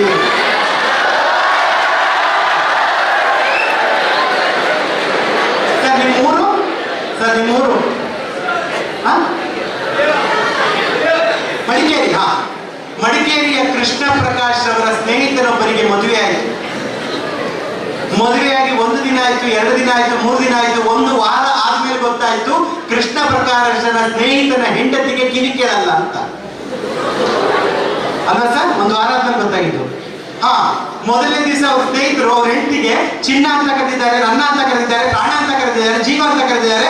5ನೇ ದಿವಸ ನೀನೇ ನನ್ನ ಐಶ್ವರ್ಯ ರೈ ಅಂತ ಕರೆದಿದ್ದಾರೆ. 6ನೇ ದಿವಸ ನೀನೇ ನನ್ನ ಪೂಜಾ ಗಾಂಧಿ ಅಂತ ಕರೆದಿದ್ದಾರೆ. 7ನೇ ದಿವಸ ನೀನೇ ನನ್ನ ಗುಡಿಕನ್ನಿಗೆ ರಚಿತಾರಾಮ್ ಅಂತ ಕರೆದಿದ್ದಾರೆ. 8ನೇ ದಿವಸ ಏನೇ ಕಿವಿಡಿ ಏನೇ ಕೆಪ್ಪಿ ಅಂತ ಕರೆಯಕ್ಕಾಗತ್ತ? ಇಲ್ಲ. ಸೀದಾ ಕೃಷ್ಣ ಪ್ರಕಾಶ್ ಹತ್ರ ಬಂದ್ರು. ಏನೋ ಕೃಷ್ಣ ಪ್ರಕಾಶ, ನಮ್ಮ ಅಪ್ಪ ನನ್ಗೊಂದು ಹುಡುಗಿನ ಗಂಟ ಹಾಕ್ಬಿಟ್ಟ ಕಣೋ, ಆದ್ರೆ ಹುಡುಗಿ ಕಿವಿ ಕೇಳಲ್ಲ ಕಣೋ. ಮದುವೆ ಆಗ್ಬೇಕಾದ್ರೆ ಗೊತ್ತಿರ್ಲಿಲ್ಲ ನಿನ್ಗೆ? ಇಲ್ಲ ಕಣೋ. ಹಾಗಾದ್ರೆ ಡಾಕ್ಟರ್ ಹತ್ರ ಹೋಗಿ ಟ್ರೀಟ್ಮೆಂಟ್ ಕೊಡ್ಸೋಣ. ಒಯ್ಯೋ ವಿಷಯ ಗೊತ್ತಾ ನಿನ್ಗೆ? ನನ್ನ ಹೆಂಡತಿಗೆ ಕಿವಿ ಕೇಳಲ್ಲ ಅನ್ನೋದು ನನ್ಗೆ ಗೊತ್ತಾಗಿದೆ, ಅವಳಿಗೆ ಇನ್ನೂ ಗೊತ್ತೇ ಇಲ್ಲ ತನಗೆ ಕಿವಿ ಕೇಳಲ್ಲ ಅಂತ. ಹೌದಾ? ಹಾಗಾದ್ರೆ ಇಬ್ರು ಸೇರಿ ಡಾಕ್ಟರ್ ಹತ್ರ ಹೋಗೋಣ ಕಣೋ. ಆಯ್ತು, ಡಾಕ್ಟರ್ ಹತ್ರ ಹೋದ್ರು. ಡಾಕ್ಟ್ರೇ ನನ್ನ ಫ್ರೆಂಡು ಇವನ್ ಹೆಂಡತಿ ಕಿವಿ ಕೇಳಲ್ಲ. ಸರಿ, ಅವ್ರಿಗೆ ಕಿವಿ ಕೇಳಲ್ಲ ಅಂತ ನೀವ್ ಯಾಕೆ ಬಂದಿದ್ದೀರಿ? ಅವ್ರನ್ನ ಕರ್ಕೊಂಡ್ ಬನ್ನಿ. ಅವ್ರಿಗೆ ಗೊತ್ತಿದ್ದಂಗೆ ಏನಾದ್ರು ಟ್ರೀಟ್ಮೆಂಟ್ ಕೊಡ್ಬೇಕು. ಅವ್ರಿಗೆ ಗೊತ್ತಿದ್ದಂಗೆ ಏನಾದ್ರು ಟ್ರೀಟ್ಮೆಂಟ್ ಕೊಡ್ಬೇಕಾ ಕೃಷ್ಣ ಪ್ರಕಾಶ್ ಅವರೇ? ಹಾಗಾದ್ರೆ ಒಂದು ಕೆಲಸ ಮಾಡಿ, ನಿಮ್ ಫ್ರೆಂಡನ್ ಕರ್ಕೊಂಡು ಅವ್ರ ಮನೆಗೆ ಹೋಗಿ ಮನೆಯಲ್ಲಿ ಟೆಸ್ಟ್ ಮಾಡಿ ಎಷ್ಟು ದೂರದಿಂದ ಕಿವಿ ಕೇಳ್ತಾ ಇಲ್ಲ ಅಂತ ನನಗೆ ಬಂದು ಹೇಳಿ ಅಂತ. ಕೃಷ್ಣ ಪ್ರಕಾಶ್ ಅವ್ರ ಫ್ರೆಂಡು ಇಬ್ರು ಅವ್ರ ಫ್ರೆಂಡ್ ಮನೆಗೆ ಬಂದ್ರು. ಗೇಟ್ ಅಲ್ಲಿ ಇಟ್ಕೊಂಡ್ರು, ಕರೀತಾ ಇದ್ದಾರೆ. ಫ್ರೆಂಡ್ ಹೆಂಡತಿ ಹೆಸರು ಗಿರಿಜಾ. ಗಿರಿಜಾ ಏನ್ ಅಡುಗೆ ಮಾಡ್ತಾ ಇದ್ದಿ, ಏನ್ ಸಾಂಬಾರು ಕೇಳಿದ್ರು. ಉತ್ತರ ಬರಲಿಲ್ಲ. ಗೇಟಿಗೂ ಅಡುಗೆ ಮನೆಗೂ 50 ಅಡಿ ದೂರ. ನನ್ನ ಹೆಂಡತಿಗೆ 50 ಅಡಿಯಿಂದ ಕಿವಿ ಕೇಳಲ್ಲ ಅಂತ ಅನ್ಕಂಡ ಗಂಡ. ಬಾಗಿಲಿಗೆ ಬಂದು ನಿಂತ್ಕೊಂಡ್ರು. ದ್ವಾರ ಪೂಜೆ ಮಾಡ್ತಾರಲ್ಲ, ನೀನ್ ಬಾಗಿಲು ನಿಲ್ಸಿ ಅಲ್ಲಿ ಬಂದು ನಿಂತ್ಕೊಂಡು ಮೇನ್ ಡೋರ್ ಎದುರು ನಿಂತ್ಕೊಂಡು ಅಡಿಗೆ ಮನೆಗೆ ತಿರುಗಿ ಗಿರ್ಜಾ ಏನ್ ಅಡಿಗೆ ಮಾಡ್ತಾ ಇದ್ದಿ, ಏನ್ ಸಾಂಬಾರು ಕೇಳ್ದ. ನಿನ್ನ ಹೆಂಡತಿ 30 ಅಡಿಯಿಂದನೂ ಕಿವಿ ಕೇಳಲ್ಲ ಕಣೋ ಅಂದ್ರೆ ಕೃಷ್ಣ ಪ್ರಕಾಶ್. ನಡು ಮನೆಗೆ ಬಂದು ನಿಂತ್ಕೊಂಡು ಅಡಿಗೆ ಮನೆಗೆ ತಿರುಗಿ ಗಂಡ ಕೇಳ್ತಾನೆ, ಗಿರ್ಜಾ ಏನ್ ಅಡಿಗೆ ಮಾಡ್ತಾ ಇದ್ದಿ, ಏನ್ ಸಾಂಬಾರು ಅಂತ. ಉತ್ತರ ಬರಲಿಲ್ಲ. ನಿನ್ನ ಹೆಂಡತಿ 20 ಅಡಿಯಿಂದನೂ ಕಿವಿ ಕೇಳಲ್ಲ, ಇದು ಗೊತ್ತೇ ಆಗಲಿಲ್ಲ ನಿನ್ಗೆ ಅಂತ ಇವನಿಗೆ ಬೇಜಾರಾಯ್ತು. ಕೃಷ್ಣ ಪ್ರಕಾಶ್ ಎದುರುಗಡೆ ಅವಮಾನನೂ ಆಯ್ತು. ಸೀದಾ ಅಡಿಗೆ ಮನೆಗೆ ಹೋದ. ಇವರು ಬಾಗ್ಲಲ್ಲಿ ನಿಂತ್ಕೊಂಡ್ರು, ಯಾಕಂದ್ರೆ ಇನ್ನೊಬ್ರು ಮನೆ ಅಡಿಗೆ ಮನೆಗೆ ಹೋಗೋ ಅಭ್ಯಾಸ ಇಲ್ಲ. ಬಾಗ್ಲಲ್ಲಿ ನಿಂತ್ಕೊಂಡ್ರು. ನಮ್ಮನೆ ಬಂದಿದ್ರು ಸಾರ್ ಅಂತಿಲ್ಲ. ಆಯ್ತು, ಬಾಗ್ಲಲ್ಲಿ ನಿಂತ್ಕೊಂಡ್ರು. ಅವ್ನು ಹೋದ. ಗಿರ್ಜಾ ಏನ್ ಅಡಿಗೆ ಮಾಡ್ತಾ ಇದ್ದಿ, ಏನ್ ಸಾಂಬಾರು ಕೇಳ್ದ. ಅವಳಿಗೂ ಸಿಟ್ಟು ಬಂತು. ಸೌಟ್ ಆಡಿಸ್ತಾ ಇದ್ರು ಪಾತ್ರೆ ಒಳಗೆ. ಚರಗೆ ನೀನ್ ಅನ್ಕಂಡು ಸೌಟ್ ಇಟ್ಕೊಂಡು ಏನಾಗಿದೆ ನಿಮಗೆ? ಗೇಟಲ್ಲಿ ನಿಂತು ಕೇಳಿದ್ರಿ ಬದನೆಕಾಯಿ ನುಗ್ಗೆಕಾಯಿ ಸಾಂಬಾರು ಒಂದೇ, ಬಾಗ್ಲಲ್ಲಿ ನಿಂತು ಕೇಳಿದ್ರಿ ಬದನೆಕಾಯಿ ನಡುಮನೆ ನಿಂತು ಕೇಳಿದ್ರಿ ಬದನೆಕಾಯಿ ನುಗ್ಗೆಕಾಯಿ ಸಾಂಬಾರು ಅಂತ. ಇಲ್ಲಿ ಬಂದು ಮುಗ್ತಿದ್ರಲ್ಲ, ನಿಮ್ಮ ಅಪ್ಪ ಹೇಳಲೇ ಇಲ್ಲ ನಿನ್ ಗಂಡ ಅವನಿಗೆ ಕಿವಿ ಕೇಳಲ್ಲ ಅಂತ. ನಿಜವಾಗಿ ಕಿವಿ ಕೇಳದೆ ಇರೋದು ಯಾರಿಗೆ? ಇವನಿಗೆ. ಇವನು ಏನ್ ತಿಳ್ಕೊಂಡಿದ್ದು? ಅವನಿಗೆ. ಸಮಾಜದಲ್ಲಿ ಹೀಗೆ ಆಗ್ತಾ ಇರೋದು, ಸಮಸ್ಯೆಗಳಿರೋದು, ತಪ್ಪುಗಳಿರೋದು ನನ್ನೊಳಗೆ. ನಾನ್ ತಿಳ್ಕೊಂಡಿದ್ದೇನು? ವಿಮಲ್ ರಾಜ್ ಇಂಗ್ಲಿಷ್ ಪಾಠ ಚೆನ್ನಾಗಿ ಮಾಡಲ್ಲ, ನಾನು ಇಂಗ್ಲಿಷ್ ಫೇಲ್ ಆಗುತ್ತೆ. ತಪ್ಪುಗಳು ಯಾರಿಗೆ? ನನ್ನಲ್ಲಿ. ರಮೇಶ್ ಅವರು ಕನ್ನಡ ಚೆನ್ನಾಗಿ ಮಾಡಲ್ಲ, ನಾನು ಫೇಲ್ ಆಗಿಬಿಟ್ಟೆ, ನನ್ ಕಡಿಮೆ ಮಾರ್ಕ್ಸ್ ಬಂತು. ಆಮೇಲೆ ಫೈನಲ್ ಆಗಿ ನಾವೇನ್ ಹೇಳೋದು? ಮೇಸ್ಟ್ರುಗಳೆಲ್ಲ ಚೆನ್ನಾಗಿದ್ದಾರೆ ಸಾರ್ ಅಂತ ಯಾರು ಹೇಳ್ಕೊಳ್ಳೆ, ಎಲ್ಲ ಚೆನ್ನಾಗಿದ್ದಾರೆ, ಕಾಲೇಜ್ ಎನ್ವೈರನ್ಮೆಂಟೇ ಸರಿ ಇಲ್ಲ, ಆ ಪ್ರಶಾಂತರಂತೂ ಸರಿ ಇಲ್ಲ. ನಾವು ಹೇಳೋದು ನಮ್ಮ ತಪ್ಪುಗಳನ್ನು ನಾವು ಯಾವತ್ತೂ ಹೇಳೋದೇ ಇಲ್ಲ. ಎಲ್ಲದನ್ನು ತಪ್ಪು ಬೇರೆಯವರಿಗೆ ಹೇಳೋದು. ನಮ್ಮ ಜವಾಬ್ದಾರಿಯನ್ನು ತಪ್ಪಿಸಿಕೊಳ್ಳುವಂತ ಕ್ರಿಯೆ. ಯೋಚನೆ ಮಾಡಿ ಆತ್ಮೀಯರೇ, ಭಗವದ್ಗೀತೆಯಲ್ಲಿ ಹಲೋ ಬೇಜಾರಾಯ್ತಾ? ಭಗವದ್ಗೀತೆಯಲ್ಲಿ ಕೃಷ್ಣ ಅರ್ಜುನನಿಗೆ ಇದನ್ನೇ ಹೇಳಿದ್ದು. ಯಾಕೆ ಕೇಳಿದ್ರೆ ಯುದ್ಧ ಫಿಕ್ಸ್ ಆಗಿದೆ. ನೀವು ಟಿವಿ ನೋಡ್ತಿರಲ್ಲ, ಟಿವಿಲಿ ನ್ಯೂಸ್ ಬರೋದೇ. ನೀವು ಸಮಚಿತ್ತ ಯೋಚನೆ ಮಾಡಿ. ಸಮಚಿತ್ತ ಅಂದ್ರೆ ಬ್ಯಾಲೆನ್ಸ್ಡ್ ಮೈಂಡ್ ಮತ್ತು ಉದ್ವೇಗ ಎರಡಕ್ಕೂ ಕಂಪೇರ್ ಮಾಡ್ಬೇಕಂದ್ರೆ ಒಂದು ಉದಾಹರಣೆ ಕೊಡ್ತೀನಿ. ನೀವು ಉದಯ ಟಿವಿ, ಸುವರ್ಣ ಚಾನೆಲ್ ಮತ್ತು ಚಂದನ ಎರಡು ನೋಡಿ. ನೀವು ನಂಬಲ್ಲ, ಚುನಾವಣಾ ಆಯೋಗ ಕಳೆದ ವರ್ಷ ಮೇ 10ನೇ ತಾರೀಕು ಎಲೆಕ್ಷನ್ ಡಿಕ್ಲೇರ್ ಮಾಡ್ತಲ್ಲ, ಡಿಕ್ಲೇರ್ ಮಾಡೋ ಸಂದರ್ಭದಲ್ಲಿ ಚುನಾವಣಾ ಆಯೋಗದ ಮುಖ್ಯಸ್ಥರು ಪ್ರೆಸ್ ಮೀಟ್ ಮಾಡ್ತಾ ಇದ್ರು. ಇವತ್ತು ಚುನಾವಣಾ ಆಯೋಗದವರು ಪ್ರೆಸ್ ಮೀಟ್ ಮಾಡ್ತಾರೆ ಮತ್ತು ಚುನಾವಣಾ ಡೇಟ್ ಅನ್ನ ಫಿಕ್ಸ್ ಮಾಡ್ತಾರೆ ಅಂತ ಇಡೀ ಕರ್ನಾಟಕ, ಇಡೀ ದೇಶ ಕಾಯ್ತಾ ಇತ್ತು. ನಾನು ಸಹಿತ ಕ್ಲಾಸ್ ತಪ್ಪಿಸ್ಕೊಂಡು, ನೆನ್ಪಿಟ್ಕೊಳ್ಳಿ, ಸತ್ಯವಾಗಿ ಹೇಳ್ತೀನಿ, ಪ್ರಾಮಾಣಿಕವಾಗಿ ಹೇಳ್ತೀನಿ, ಕಳ್ಳ ವ್ಯವಹಾರ ಮಾಡಿ ಈಗ ನಾನು ಇಂಪಾರ್ಟೆಂಟ್ ಕೆಲಸಕ್ಕೆ ಹೋಗ್ತೀನಿ ಅಂತ ಮನೆ ಬಂದು ಟಿವಿ ಮುಂಗಡೆ ಕೂತ್ಕೊಂಡೆ. ಕ್ಲಾಸ್ ತಪ್ಪಿಸ್ಕೊಂಡು ಬಂದು ಕೂತ್ಕೊಂಡೆ ಟಿವಿ ಮುಂಗಡೆ. ಆ ಚುನಾವಣಾ ಆಯೋಗದವರು ನಿಧಾನ ಭಾರತದಲ್ಲಿ ಚುನಾವಣೆ ಹೇಗಾಗ್ತಾ ಇದೆ ಅಂತ ಒಂದು 3/4 ಗಂಟೆ ಹೇಳಿದ್ರು. 3/4 ಗಂಟೆ ಹೇಳಿ ಅಷ್ಟೊತ್ತಿಗೆ ನನ್ನಲ್ಲೇ ನಿದ್ರೆ ಬಂತು. ಎಚ್ಚರ ಆಗಿದ್ದು ಯಾವಾಗ ಗೊತ್ತುಂಟಾ?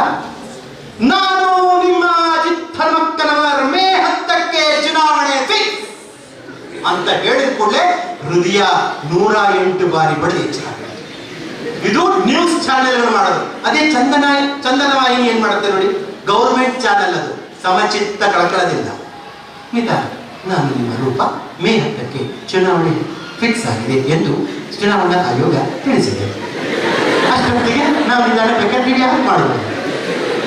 ಇವರು ಟಿವಿಯವ್ರು ಹೆಂಗಾಗ್ತಾರೆ, ನ್ಯೂಸ್ ಚಾನೆಲ್ ಅವರು ಹೇಗಾಗ್ತಾರೆ ಹೇಳಿದ್ರೆ, ಸ್ಫೋಟಕ ಸುದ್ದಿ, ಮತ್ತೆ ಸ್ಫೋಟಕ ಸುದ್ದಿ ನಮ್ಮ ಚಾನೆಲ್ ನಲ್ಲಿ ಮಾತ್ರ. ಹಿಂಗೆಲ್ಲ ಬರೋಷ್ಟೊತ್ತಿಗೆ ನಮ್ಮ ಪಕ್ಕದ ಡಾಕ್ಟ್ರಿಗೆ ಗೊತ್ತಾಗುತ್ತೆ, ಇವ ನಮ್ಮ ಹತ್ರಕ್ಕೆ ಬರ್ತಾನೆ, ನೆಕ್ಸ್ಟ್ ನಂಗೊಂದಷ್ಟು ಗೊತ್ತಾಗುತ್ತೆ ಅಂತ. ಎಸ್, ಕೃಷ್ಣ ಸಮಚಿತ್ತ, ಚಂದನ ಚಾನೆಲ್ ಇದ್ದಂಗೆ. ಅರ್ಜುನ ಉದ್ವೇಗದ ಮನುಷ್ಯ. ಯುದ್ಧ ನಡೀತಾ ಇದೆ, ಯುದ್ಧ ಇನ್ನು ಪ್ರಾರಂಭ ಆಗಿಲ್ಲ. ಮಹಾಭಾರತದ ಯುದ್ಧ 18 ದಿನಗಳ ಕಾಲ ಆಗಿರುವಂತದ್ದು. ಆವಾಗ ಎರಡೂ ಸೈನ್ಯದ ಮಧ್ಯೆ ನನ್ನ ರಥವನ್ನ ತೆಗೆದುಕೊಂಡು ಹೋಗಿ ನಿಲ್ಲಿಸುವಂತ ಅರ್ಜುನ ಹೇಳ್ತಾನೆ. ಅರ್ಜುನ ಹೋಗಿ ನಿಂತ್ಕೊಳ್ತಾನೆ. ಎದುರುಗಡೆ ಶತ್ರುಗಳು ಯಾರಿದ್ದಾರೆ ನೋಡ್ತಾನೆ, ಎದುರುಗಡೆ ನೋಡ್ತಾನೆ, ಗುರುಗಳಾಗಿರ್ತಕ್ಕಂಥ ದ್ರೋಣ ನಿಂತಿದ್ದಾರೆ ಕೌರವರ ಪರವಾಗಿ, ತಾತ ಭೀಷ್ಮ ನಿಂತಿದ್ದಾರೆ ಕೌರವರ ಪರವಾಗಿ. ದುರ್ಯೋಧನ ಮೇಲೆ ಸಿಟ್ಟು ಅಂದ್ರೆ ದುರ್ಯೋಧನ ನನ್ನ ದೊಡ್ಡಪ್ಪನ ಮಗ ಅಂತ ಗೊತ್ತಾಯ್ತು. ಆ ಕಡೆ ನೋಡ್ತಾರೆ ನೆಂಟರು, ಚಿಕ್ಕಪ್ಪನ ಮಗ, ನಿಂತಿದ್ದಂತಹ ಅರ್ಜುನ ಬಿಲ್ಲು ಬಾಣ ಕೆಳಗೆ ಹಾಕಿ ಹೋಗಿ ಕುಸ್ತು ಕೊಡ್ತಾನೆ. ನಾನು ಯುದ್ಧ ಮಾಡೋದಿಲ್ಲ, ಯುದ್ಧ ಮಾಡಿ ಗೆದ್ರು ಸಹಿತ ಯಾರನ್ನ, ನನ್ನವರನ್ನೇ ಸಾಯಿಸ್ಬೇಕು, ನನ್ನವರನ್ನೇ ಸೋಲಿಸಬೇಕು, ನಾನು ಯಾರಿಗೆ ರಾಜ ಆಗಬೇಕು, ಯುದ್ಧ ಬೇಡ. ಆವಾಗ ಕೃಷ್ಣ ಸಮಚಿತ್ತನಾಗಿ ಎದ್ದು ನಿಲ್ತಾನೆ. ಏನು, ನಾವು ಯುದ್ಧ ಮಾಡ್ತಿರುವುದು ದುರ್ಯೋಧನನಿಗೂ ಅರ್ಜುನನ ನಡುವೆ ಅಲ್ಲ, ನಾವು ಯುದ್ಧ ಮಾಡ್ತಾ ಇರುವುದು ಧರ್ಮರಾಯನಿಗೂ ಭೀಷ್ಮರ ನಡುವೆಗೂ ಅಲ್ಲ, ಧರ್ಮ ಮತ್ತು ಅಧರ್ಮದ ನಡುವೆ ಯುದ್ಧ ಆಗ್ತಾ ಇದೆ. ಎಷ್ಟು ಚೆನ್ನಾಗಿದೆ ನೋಡಿ, ನಾವು ಅರ್ಥನೇ ಮಾಡ್ಕೊಳ್ಳೋದಿಲ್ಲ. ಧರ್ಮ ಮತ್ತು ಅಧರ್ಮದ ನಡುವೆ ಯುದ್ಧ ಆಗ್ತಾ ಇದೆ. ನೀವು ಎಂದಿಗೂ ಧರ್ಮ ತಪ್ಪಿಲ್ಲ ಪಾಂಡವರು, ಆದರೆ ದುರ್ಯೋಧನ ಏನ್ ಮಾಡಿದ್ದಾನೆ, ಸಣ್ಣಲಿಂದಲೂ ತಪ್ಪಿದ್ದಾನೆ. ಎಲ್ಲಕ್ಕಿಂತ ಮಿಗಿಲಾಗಿ ಅತ್ಯಂತ ಘೋರವಾಗಿರೋ ರೀತಿಯಲ್ಲಿ ನಿಮ್ಮ ಹೆಂಡತಿಯ ಬಟ್ಟೆಯನ್ನೇ ಸಭೆಯಲ್ಲಿ ಬಿಚ್ಚಿಲ್ವ ಅವನು. ಧರ್ಮ ಮತ್ತು ಅಧರ್ಮದ ನಡುವೆ ಯುದ್ಧ ಆಗ್ತಾ ಇದೆ. ಕ್ಷತ್ರಿಯನಾಗಿರ್ತಕ್ಕಂಥ ನೀನು ಯುದ್ಧ ಮಾಡಬೇಕು, ಕ್ಷತ್ರಿಯ ಧರ್ಮವೇ ಯುದ್ಧ ಅಂತ ಹೇಳಿ ಒಂದು ಇಂಡಿವಿಜುವಾಲಿಟಿ, ಪರ್ಸನಾಲಿಟಿ ಡೆವಲಪ್ಮೆಂಟ್ ಆಗಿ ಅವನಿಗೊಂದಷ್ಟು ಟ್ರೀಟ್ಮೆಂಟ್ ಕೊಡ್ತಾನೆ 700 ಶ್ಲೋಕಗಳಲ್ಲಿ. ಅದನ್ನೇ ಭಗವದ್ಗೀತೆ ಅಂತ ಕರೆದು ವ್ಯಕ್ತಿತ್ವ ವಿಕಸನ ಗ್ರಂಥ, ಅದು ಧರ್ಮ ಗ್ರಂಥ ಅಂತೇಳಿ ಪೂಜೆ ಮಾಡ್ತೀವಿ ನಾವು. ನಮ್ಮ ವ್ಯಕ್ತಿತ್ವ ವಿಕಸನ ಆಗಬೇಕು. ಎಸ್, ನನಗೆ 600ಕ್ಕೆ 600 ಮಾರ್ಕ್ಸ್ ಬರಬೇಕಾಗಿಲ್ಲ. ಅದರ ಜೊತೆಯಲ್ಲಿ ಕ್ರಿಯೇಟಿವ್ ಕಾಲೇಜಿಂದ ಹೊರಗೆ ಹೋಗುವಂತಹ ಸಂದರ್ಭದಲ್ಲಿ ನಾನು 600ಕ್ಕೆ ಬೇಕಾದ್ರೆ 590 ಮಾರ್ಕ್ಸ್ ತಗೊಂಡಿರಲಿ. ಶಂಕರಾಚಾರ್ಯರ ಒಂದ್ ಕಡೆ ಹೇಳ್ತಾರೆ, 100 ವರ್ಷ ಬದುಕುವುದಕ್ಕಿಂತ ಹೆಚ್ಚಾಗಿ ಬದುಕಿದಷ್ಟು ವರ್ಷ 100% ಬದುಕುವುದು ಲೇಸು ಅಂತ. 100% ಲೈಫ್ಗಿಂತ 100 ಇಯರ್ ಲೈಫ್ಗಿಂತ 100% ಲೈಫ್ ಬಹಳ ಮುಖ್ಯ ಅಂತ. ಅದಕ್ಕೆ ಹೇಳ್ತಾರೆ, ಇರುವುದು ಸಂಪತ್ತಲ್ಲ, ಇರುವುದರ ಅರಿವು ಸಂಪತ್ತು ಅಂತ. ನಿಮ್ಮೊಳಗಡೆ ಶಕ್ತಿ ಇದೆ, ಅದು ಸಂಪತ್ತಲ್ಲ, ಆದ ಶಕ್ತಿ ನನ್ನೊಳಗಡೆ ಇದೆ ಅನ್ನುವಂತ ಅರಿವಿದೆಯಲ್ಲ, ಅದು ಗೊತ್ತಾಗಬೇಕು. ಅದಕ್ಕೊಂದು ಪುಟ್ಟ ಕಥೆ ನೋಡಿ. ಅಣ್ಣ, ನಿನ್ನ ಹೆಸರೇನು? ಕಪ್ಪು ಕನ್ನಡಕ ಪಟ್ಟಾಭಿ. ಪಟ್ಟಾಭಿ ಎದುರುಗಡೆ ಯಶವಂತ್. ಪಟ್ಟಾಭಿ ಮತ್ತು ಯಶವಂತ್ ನಿಂತ್ಕೊಳ್ಳಿ ಒಂದು ನಿಮಿಷ. ಪಟ್ಟಾಭಿ ಮತ್ತು ಯಶವಂತ್ ಇಬ್ರು ಕಾಡಲ್ಲಿದ್ದಾರೆ. ಗಂಧ ಕದಿಲಿಕ್ಕೆ ಹೋಗ್ಲಿಲ್ಲ, ಕಾಡಲ್ಲಿದ್ದಾರೆ. ಕಾಡಿನಲ್ಲಿ ಪ್ರಯಾಣ ಮಾಡೋದವ್ರಿಗೆ ಆಸೆ. ದಟ್ಟವಾದ ಪ್ರದೇಶ ಪ್ರಯಾಣ ಮಾಡಿಬಿಟ್ರು, ಹೋಗಿ ಸೇರಿಬಿಟ್ರು, ವಾಪಸ್ ಬರೋದಕ್ಕೆ ಗೊತ್ತಿಲ್ಲ. ಅದೇ ಕ್ಷಣಕ್ಕೆ ಹಿಂದ್ಗಡೆಯಿಂದ ಹುಲಿ ಶಬ್ದ ಆಯ್ತು. ಏನ್ ಶಬ್ದ ಆಯ್ತು? ಹುಲಿ ಶಬ್ದ. ಅದೊಂದು ಗುಡ್ರು ಹಾಕ್ತು. ಒಂದ್ ನಿಮಿಷ ಗಮನ ಇಟ್ಟು ಕೇಳಿದ್ರೆ ಅರ್ಥ ಆಗುತ್ತೆ. ಪಟ್ಟಾಭಿ ಮತ್ತು ಯಶವಂತ್ ಕಾಡಿನಲ್ಲಿದ್ದಾರೆ. ಕಾಡಿನ ಮಧ್ಯದಲ್ಲಿ ಹುಲಿಯ ಶಬ್ದ ಆಯ್ತು. ತಕ್ಷಣ ಪಟ್ಟಾಭಿ ಏನ್ ಮಾಡ್ತಾನೆ ಗೊತ್ತುಂಟ? ತನ್ನ ಕಾಲಿನ ಶೂನ ಸಾಕ್ಸ್ ಅನ್ನ ಟೈಟ್ ಮಾಡ್ತಾನೆ. ಯಾರು?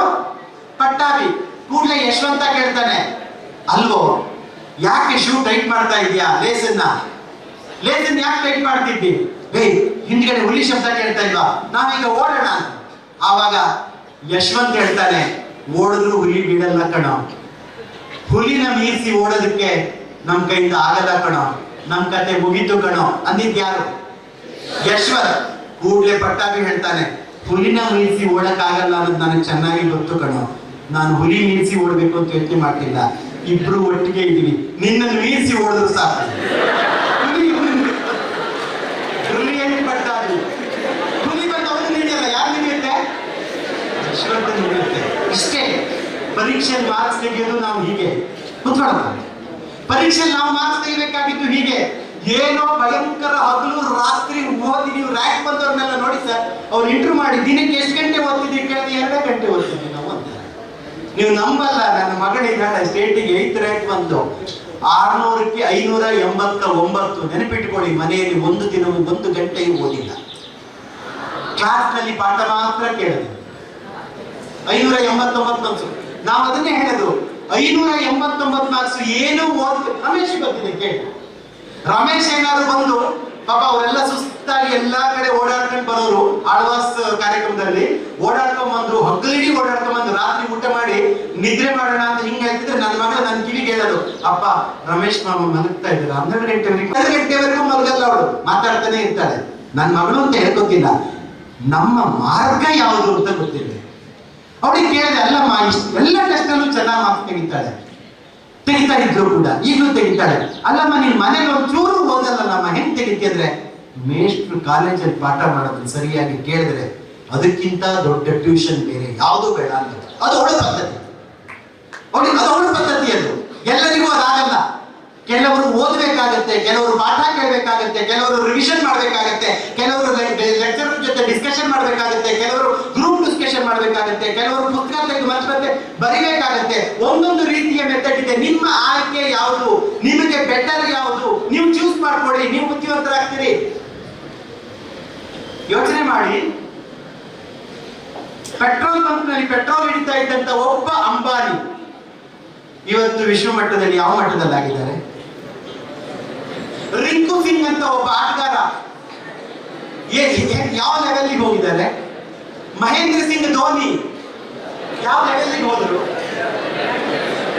ಕ್ರಿಕೆಟ್ ನಲ್ಲಿ ಅದು ಸಾಧ್ಯ ಆಗತ್ತೆ. ನಿಮ್ಮ ಕ್ಷೇತ್ರ ಕ್ರಿಕೆಟ್ ಅಲ್ಲ, ನೀವು ಇಲ್ಲಿಗೆ ಬಂದಿದ್ದೀರಲ್ಲ. ನಿಮ್ಮ ಕ್ಷೇತ್ರ ಕ್ರಿಕೆಟ್ ಅಲ್ಲ, ಇಲ್ಲಿಗೆ ಬಂದಿದ್ದೀರಲ್ಲ. ಹಾಗಾದ್ರೆ ನಿಮ್ಮ ಕ್ಷೇತ್ರದಲ್ಲಿ ಎಲ್ಲರಿಗಿಂತ ವಿಭಿನ್ನವಾಗಿರೋದು ಹಾಗೆ ಡಾರ್ವಿನಿಸಂ ಅದನ್ನೇ ಹೇಳೋದು. ಓವರ್ ಪ್ರೊಡಕ್ಷನ್, ಉತ್ಪತ್ತಿ ಹೆಚ್ಚಾಗಿರುತ್ತೆ. ಸ್ಟ್ರಗಲ್ ಫಾರ್ ಎಕ್ಸಿಸ್ಟೆನ್ಸ್, ಉಳಿವಿಕೆಗಾಗಿ ಹೋರಾಟ. Survival of the fit, variation, ವೈವಿಧ್ಯತೆ. ಸರ್ವೈವಲ್ ಆಫ್ ದ ಫಿಟ್ಟೆಸ್ಟ್, ಯಾವುದು ಪಾಸಿಟಿವ್ ಆಗಿರ್ತಕ್ಕಂಥ ವೈವಿಧ್ಯತೆ ಆಗಿರುತ್ತೋ ಅದು ಉಳಿಯುತ್ತೆ. ನ್ಯಾಚುರಲ್ ಸೆಲೆಕ್ಷನ್, ನೇಚರ್ ಅದನ್ನ ಸೆಲೆಕ್ಷನ್ ಮಾಡುತ್ತೆ. ಕ್ರಿಯೇಟಿವ್ ಕಾಲೇಜಿಗೆ ಲೆಕ್ಚರ್ ಆಗಿ ಬರಬೇಕು ಅಂತ ಆದ್ರೆ ಇರೋ ಲೆಕ್ಚರ್ಗಳೆಲ್ಲ ಇಂಟರ್ವ್ಯೂ ಬರ್ತಾರೆ. MSc ಮಾಡಿದವರು, MA ಮಾಡಿದವರು, PhD ಮಾಡಿದವರು ಎಲ್ಲ ಇಂಟರ್ವ್ಯೂ ಬರ್ತಾರೆ. ಅಂತವರನ್ನ ಇಂಟರ್ವ್ಯೂ ಮಾಡಿ ಯಾಕೆ ತಗೊಳ್ತಾರೆ? ನೇಚರ್ ಸೆಲೆಕ್ಷನ್ ಮಾಡೋದು, ಅದರೊಳಗೆ ಬೆಸ್ಟ್ ಮಾರ್ಗ ಯಾರು ಅನ್ನೋದನ್ನ. ಹಾಗಾಗಿ ನಿಮ್ಮೊಳಗಡೆ ಇರ್ತಕ್ಕಂತಹ ಧನಾತ್ಮಕವಾಗಿರ್ತಕ್ಕಂಥ ಅಂಶಗಳು ಯಾವುದು, ಪ್ಲಸ್ ಪಾಯಿಂಟ್ಸ್ ಯಾವುದು ಅಂತ ನೀವು ಗುರುತು ಮಾಡ್ಕೊಳ್ಳಿ. ನೆನಪಿಟ್ಕೊಳ್ಳಿ, ನೀವು ಇವತ್ತಿನ ದಿವಸ ನಿಮ್ಮೊಳಗಿರುವ ಪ್ಲಸ್ ಪಾಯಿಂಟ್ ಗಳನ್ನ ಗುರುತು ಮಾಡೋದೇ ಇಲ್ಲ. ನನ್ನನ್ನು ಸೇರಿಸಿ ನಾನು ಹೇಳ್ತೇನೆ, ಎಷ್ಟು ಚೆನ್ನಾಗಿ ಸಚಿನ್ ತೆಂಡೂಲ್ಕರ್ ಎಷ್ಟು ಚೆನ್ನಾಗಿ ಹೊಡಿತಾನೆ, ಐಶ್ವರ್ಯ ರೈ ಎಷ್ಟು ಚೆನ್ನಾಗಿದ್ದಾಳೆ, ಅದು ರಚಿತಾ ರಾಮ್ ಕೆನ್ನೆ ಮೇಲೆ ಎಷ್ಟು ಗುಳಿ ಬೀಳುತ್ತೆ. ಯಾವಾಗಲೂ ಹೊಡೆದೇ ಹೆಸರು ಬರುತ್ತೆ. ನನ್ನ ಹೆಂಡತಿಗೆ ಹೇಳ್ಬೇಡಿ ಆಯ್ತಾ. ನಂಗೆ ಆ ಹಾಡು ಇಷ್ಟ. ಅದು ಯಾವ್ದದು? ಏನಮ್ಮಿಯ ತುಂಬಾ ಇಷ್ಟವಾದ ಹಾಡದು. ಹಂಗಾಗಿ ಅವಳೇ ಕನ್ಸಲ್ ಸರಿ ಬಾಯಲ್ಲಿ ಬರ್ತಾರೆ. ಓಕೆ, ನಾವು ಇನ್ನೊಬ್ಬರನ್ನ ಹೊಗಳ್ತಾ ಹೊಗಳ್ತಾ ಹೊಗಳ್ತಾ ಹೊಗಳ್ತಾ ನಾವು ಇನ್ನೊಬ್ಬರನ್ನ ಹೊಗಳ್ತಾ ಅವ್ರು ಗ್ರೇಟು, ಇವ್ರು ಗ್ರೇಟು, ಇವ್ರು ಗ್ರೇಟು. ಅದು ಹೆಂಗಿದೆ ಕೇಳಿದ್ರೆ, ನಮ್ಮ ಫೋಟೋಗ್ರಾಫರ್ ಇದ್ದಾರೆ ನೋಡಿ. ಸರ್ ನಿಮ್ಮ ಹಳ್ಳಿ ಹೆಸರು ಎಂತ? ಗವೇನಹಳ್ಳಿ. ಗವೇನಹಳ್ಳಿಯಲ್ಲಿ ನಮ್ಮ ಫೋಟೋಗ್ರಾಫರ್ ಫ್ರೆಂಡ್ ಒಬ್ರು ನಿರುದ್ಯೋಗಿ, ಕೆಲಸ ಇಲ್ಲ. ಆಯ್ತಾ, 3 ಜನ ಎಲ್ಲ ಅವನನ್ನ PM ಅಂತ ಕರೀತಾ ಇದ್ರು. What is the meaning of PM? Prime minister ಅಲ್ಲ ರೀ, ಪುಕ್ಸಟ್ಟೆ ಮುದ್ದೆ. ಆಯ್ತಾ, ಅವ್ರಿಗೆ ಕೊಟ್ಟು ದುಡ್ಡಲ್ಲಿ ಊಟ ಮಾಡ್ತಾ ಇದ್ದ ಅವನು. ಆಯ್ತಾ, 3 ಜನ ಎಲ್ಲ ನಿರುದ್ಯೋಗಿ ನಿರುದ್ಯೋಗಿ ನಿರುದ್ಯೋಗಿ ಅಂತ ಬೈತಿದ್ರಲ್ಲ, ಏನಾದ್ರೂ ಕೆಲಸ ಮಾಡ್ಬೇಕು ಅಂತ ಮನ್ಸಾಯ್ತು. ಮುಗಿಸಿ ಅಂತ ಮನ್ಸು ಮಾಡ್ತಾ ಇದ್ದಾರೆ. ಆಯ್ತಾ, 3:24 ಅದನ್ನೇ ನೋಡ್ತಾ ಇದ್ದೆ. ಮುಕ್ಕಾಲು ಗಂಟೆ ಕೊಟ್ಟಿದ್ರು. 3:48 ಶುರು ಮಾಡಿದ್ದೀನಿ. 3:24 ಆಗಿದೆ. ಇನ್ನೊಂದು 4 ನಿಮಿಷ ಇದೆ. ಆಯ್ತಾ, ಕೇಳಿ. ಪುಕ್ಸಟ್ಟೆ ಮುದ್ದೆ. ಅವನಿಗೆ ಏನಾದ್ರೂ ಕೆಲಸ ಮಾಡ್ಬೇಕು ಅಂತ ಮನ್ಸಾಯ್ತು. ಹೋದ. ಅವನೂರಿಗೆ ಒಂದು ಸರ್ಕಸ್ ಕಂಪನಿ ಬಂತು. ಇದನ್ನು ಗಮನ ಇಟ್ಟು ಕೇಳಿ, ನಿಮ್ಮೊಳಗಡೆ ಇರುವಂತಹ ಧನಾತ್ಮಕ ಅಂಶವನ್ನ ಎತ್ತಿಡ್ಕೊಳ್ಳಿ. ಅವನಿಗೆ ಸರ್ಕಸ್ ಕಂಪನಿಯಲ್ಲಿ ಕೆಲಸ ಕೊಡಿ ಅಂತ ಸರ್ಕಸ್ ಕಂಪನಿಯವರು ಒಂದು ಕೆಲಸ ಕೊಟ್ಟರು. ದಿನಕ್ಕೆ 200 ರೂಪಾಯಿ ಕೊಟ್ಟರು. ಏನ್ ಕೆಲಸ ಕೇಳಿದ್ರೆ, ಸರ್ಕಸ್ ಕಂಪನಿಯ ಕರಡಿ ಸತ್ತೋಗಿತ್ತು. ಆ ಕರಡಿಯ ಮುಖವಾಡ ಮತ್ತು ಮೈವಾಡ ಹಾಕೊಂಡಿದ್ದ. ಮೇಲ್ಗಡೆ ಎತ್ತರದ ಬೋನಲ್ಲಿ ಕೂರಿಸಿದ್ರು ಅವನನ್ನ. ಜನ ಎಲ್ಲ ನೋಡ್ತಾರೆ. ಮೊದಲನೇ ದಿವಸ ಕರಡಿ ಕೂತಿತ್ತು, 200 ರೂಪಾಯಿ ತಗೊಂಡು ಹೋಯ್ತು. ಜನರಿಗೆ ಗೊತ್ತಿಲ್ಲ ಕರಡಿ ಅಲ್ಲ ಅಂತ. 2ನೇ ದಿವಸ ಮತ್ತೆ 200 ರೂಪಾಯಿ. ಇವನಿಗೆ ಖುಷಿ ಆಯ್ತು. 2ನೇ ದಿವಸ ಡ್ಯಾನ್ಸ್ ಮಾಡಕ್ ಶುರು ಮಾಡ್ದ. 3ನೇ ದಿವಸ ಮತ್ತು ಡ್ಯಾನ್ಸ್ ಜೋರಾಯ್ತು. ಆವಾಗ ಪ್ರಿನ್ಸಿಪಾಲ್, ಅವ್ರ ಹೆಸರೇನು ಹೇಳಿ? ಕ್ರಿಯೇಟಿವ್ ಕಾಲೇಜ್ ಪ್ರಿನ್ಸಿಪಾಲ್ ಏನದು? ಪ್ರವೀಣ್ ಸರ್ ಅಲ್ವಾ? ಪ್ರವೀಣ್ ಸರ್ ಹೇಳಿದ್ರು, ತುಳು ಮಾತಾಡಿದ್ರು. ತುಲೆ ವಿಮಲ್ ರಾಜ್ ಸರ್ ಒಂದು ಸರ್ಕಸ್ ಕಂಪನಿ ಉಂಟಂತೆ, ಅಡಿದು ನಮ್ಮ ಮಕ್ಕಳನ್ನೆಲ್ಲ ಕರ್ಕೊಂಡು ಹೋಗುವ. ನಂಗೆ ತುಳು ಬರೋದಿಲ್ಲ. ನಮ್ಮ ಮಕ್ಕಳನ್ನೆಲ್ಲ ಕರ್ಕೊಂಡು ಹೋಗೋಣ ಆಯ್ತು ಪೋಯಿ ಅಂತ. ಅವ್ರು ನಾನು ಬರುವ ಫೋನಲ್ಲಿ ತುಳು ಮಾತಾಡ್ತೀನಿ. ಜಾಸ್ತಿ ನಾಗರಾಜರು ಬಂದಿದ್ದಾರೆ ಅಂತ ತುಳು ಮಾತಾಡ್ತೀನಿ. ಆಯ್ತು, ಕ್ರಿಯೇಟಿವ್ ಕಾಲೇಜ್ ಅವರು ಎಲ್ಲರೂ ಬಸ್ಸಲ್ಲಿ ಕರ್ಕೊಂಡು ಹೋದ್ರು. ಸರ್ಕಸ್ ಕಂಪನಿಯಲ್ಲಿ ಕರಡಿ ಡ್ಯಾನ್ಸ್ ಮಾಡುತ್ತೆ. ಎಲ್ಲ ಒಂದು ಶೋ ಫುಲ್ ಕ್ರಿಯೇಟಿವ್ ಕಾಲೇಜಿನ ಮಕ್ಕಳು. ಆಯ್ತು, ಯಾವಾಗ ಕ್ರಿಯೇಟಿವ್ ಕಾಲೇಜಿನ ಹುಡುಗರದ್ದು ಎಂಟ್ರಿ ಆಯ್ತು ಫಸ್ಟು, ಹಿಂಗೆ ನೋಡಿದ ಹುಡುಗ, ಎಂತ ಊರ ಸರ್ ಗವರೇಹಳ್ಳಿ. ಆ ಹಳ್ಳಿಯ ಹುಡುಗ ಹಿಂಗೆ ನೋಡಿದ, ಕ್ರಿಯೇಟಿವ್ ಕಾಲೇಜ್ ಗಂಡು ಮಕ್ಕಳೆಲ್ಲ ಬರ್ತಿದ್ದಾರೆ, ಖುಷಿ ಆಯ್ತು ಅವನಿಗೆ. ಇವನೆಲ್ಲ ಬಂದ್ಬಿಟ್ಟು ಓವರ್ ಖುಷಿ ಆಗ್ಬಿಟ್ಟ ಅವನು. ಓವರ್ ಖುಷಿ ಆದ ಮ್ಯೂಸಿಕ್ ಹಾಕಿದ್ರು ಮೈಕ್ ಸೆಟ್ ಅವರು. ಮುಕ್ಕಾಲ ಮುಕ್ಕಾಲ ಲೈಲಾ ಓ ಲೈಲಾ, ಮ್ಯೂಸಿಕ್ ಜೋರಾಯ್ತು, ಜನ ಎಲ್ಲ ನೋಡ್ತಾ ಇದ್ದಾರೆ. ಬೇರೆ ಎಲ್ಲ ಪ್ರಾಣಿಗಳನ್ನು ಬಿಟ್ಟರು ಗರುಡಿ ಡ್ಯಾನ್ಸ್ ಪ್ರಭುದೇವಿಗಿಂತ ಜಾಸ್ತಿ ಚೆನ್ನಾಗಿ ಡ್ಯಾನ್ಸ್ ಮಾಡ್ತಾರೆ. ಯಾಕೆ ಒಳಗಡೆ ಇವನು ಜನ ಎಲ್ಲ ನೋಡ್ತಾ ಇದ್ದಾರೆ, ಎಲ್ಲರೂ ಚಪ್ಪಾಳೆ ತಡ್ತಾ ಇದ್ದಾರೆ. ತಡಕ್ ಅಂತ ಶಬ್ದ ಆಯ್ತು. ಏನು ನೋಡಿದ್ರಿ, ಎತ್ತರದ ಗೋನಲ್ಲಿ ಇಟ್ಟಿದ್ರಲ್ಲ ಅಲ್ಲಿಗೆ ತುಂಡಾಯ್ತು. ತುಂಡಾಗಿ ಕೆಳಗಡೆ ಬಿದ್ದಾಗ ಬಗ್ಗೆ ನೋಡ್ತಾರೆ, ಬಿದ್ದಿದ್ದು ಹುಲಿ ಗೋಲಿಗೆ. ಹುಲಿ ಇಲ್ಲಿದೆ, ಅವನು ಅಲ್ಲಿ ಬಿದ್ದಿದ್ದಾನೆ. ಇವನು ಮೂಲೆಗೆ ಹೋಗಿ ನೋಡ್ತಾನೆ, ಹುಲಿಯನ್ನು ಮಲ್ಕೊಂಡಿದೆ. ಶಬ್ದಕ್ಕೆ ಎಚ್ಚರ ಆಯ್ತು. ಜನರಿಗೆಲ್ಲ, ಮಕ್ಕಳಿಗೆಲ್ಲ ಬೇಜಾರಾಯ್ತು. ಅಯ್ಯೋ ಹುಲಿ ಹೋಗಿ ಕರಡಿದ್ದೇನಂತೆ, ಹುಲಿ ಹೋಗಿ ಕರಡಿದ್ದೇನಂತೆ ಅಂತ. ಹುಲಿ ಹೇಳ್ತು, ಹಾತು, ನಡೀತು. ಜನ ಎಲ್ಲ ನೋಡ್ತಾ ಇದ್ದಾರೆ. ಮ್ಯೂಸಿಕ್ ಅಲ್ಲಿ ಗೊತ್ತಿಲ್ಲ, ಅಲ್ಲೆಲ್ಲ ಮ್ಯೂಸಿಕ್ ಆಗಿದ್ದಲ್ಲ, ಜೋರ್ ಮ್ಯೂಸಿಕ್. ಹುಲಿ ನಿಧಾನಕ್ಕೆ ಅವನ ಹತ್ರ ಹೋಯ್ತು. ಅವನ ಮೂಲೆ ಬಂದ, ಹಾಸನಾಂಬೆ ಕಾಪಾಡು, ಶೃಂಗೇರಿ ಶಾರದಾಂಬೆ ಕಾಪಾಡು, ಕೊಲ್ಲೂರು ಮೂಕಾಂಬೆ ಕಾಪಾಡು, ಅನ್ನಪೂರ್ಣೇಶ್ವರಿ ಕಾಪಾಡು, ದುರ್ಗಾದೇವಿ ಕಾಪಾಡು, ಎಲ್ಲ ಕಾಪಾಡ್ಕೊಡುತ್ತೆ. ಮೂಲೆಗೆ ಹೋಗಿ ಕುತ್ಕೊಂಡ. ಹುಲಿ ಅವನ ಹತ್ರ ಹೋಗಿ ಸುತ್ತು ಬಂತು. ಒಂದು ಸಲ ಮುಖ ಹಿಂಗಂತು, ಕಿವಿ ಹತ್ರ ಬಾಯಿ ಇಡ್ತು. ನಿಧಾನಕ್ಕೆ ಕೇಳ್ತು, ನಿನಗೆ ಎಷ್ಟು ಸಂಬಳ ಕೊಡ್ತಾ ಇದ್ದಾರೆ?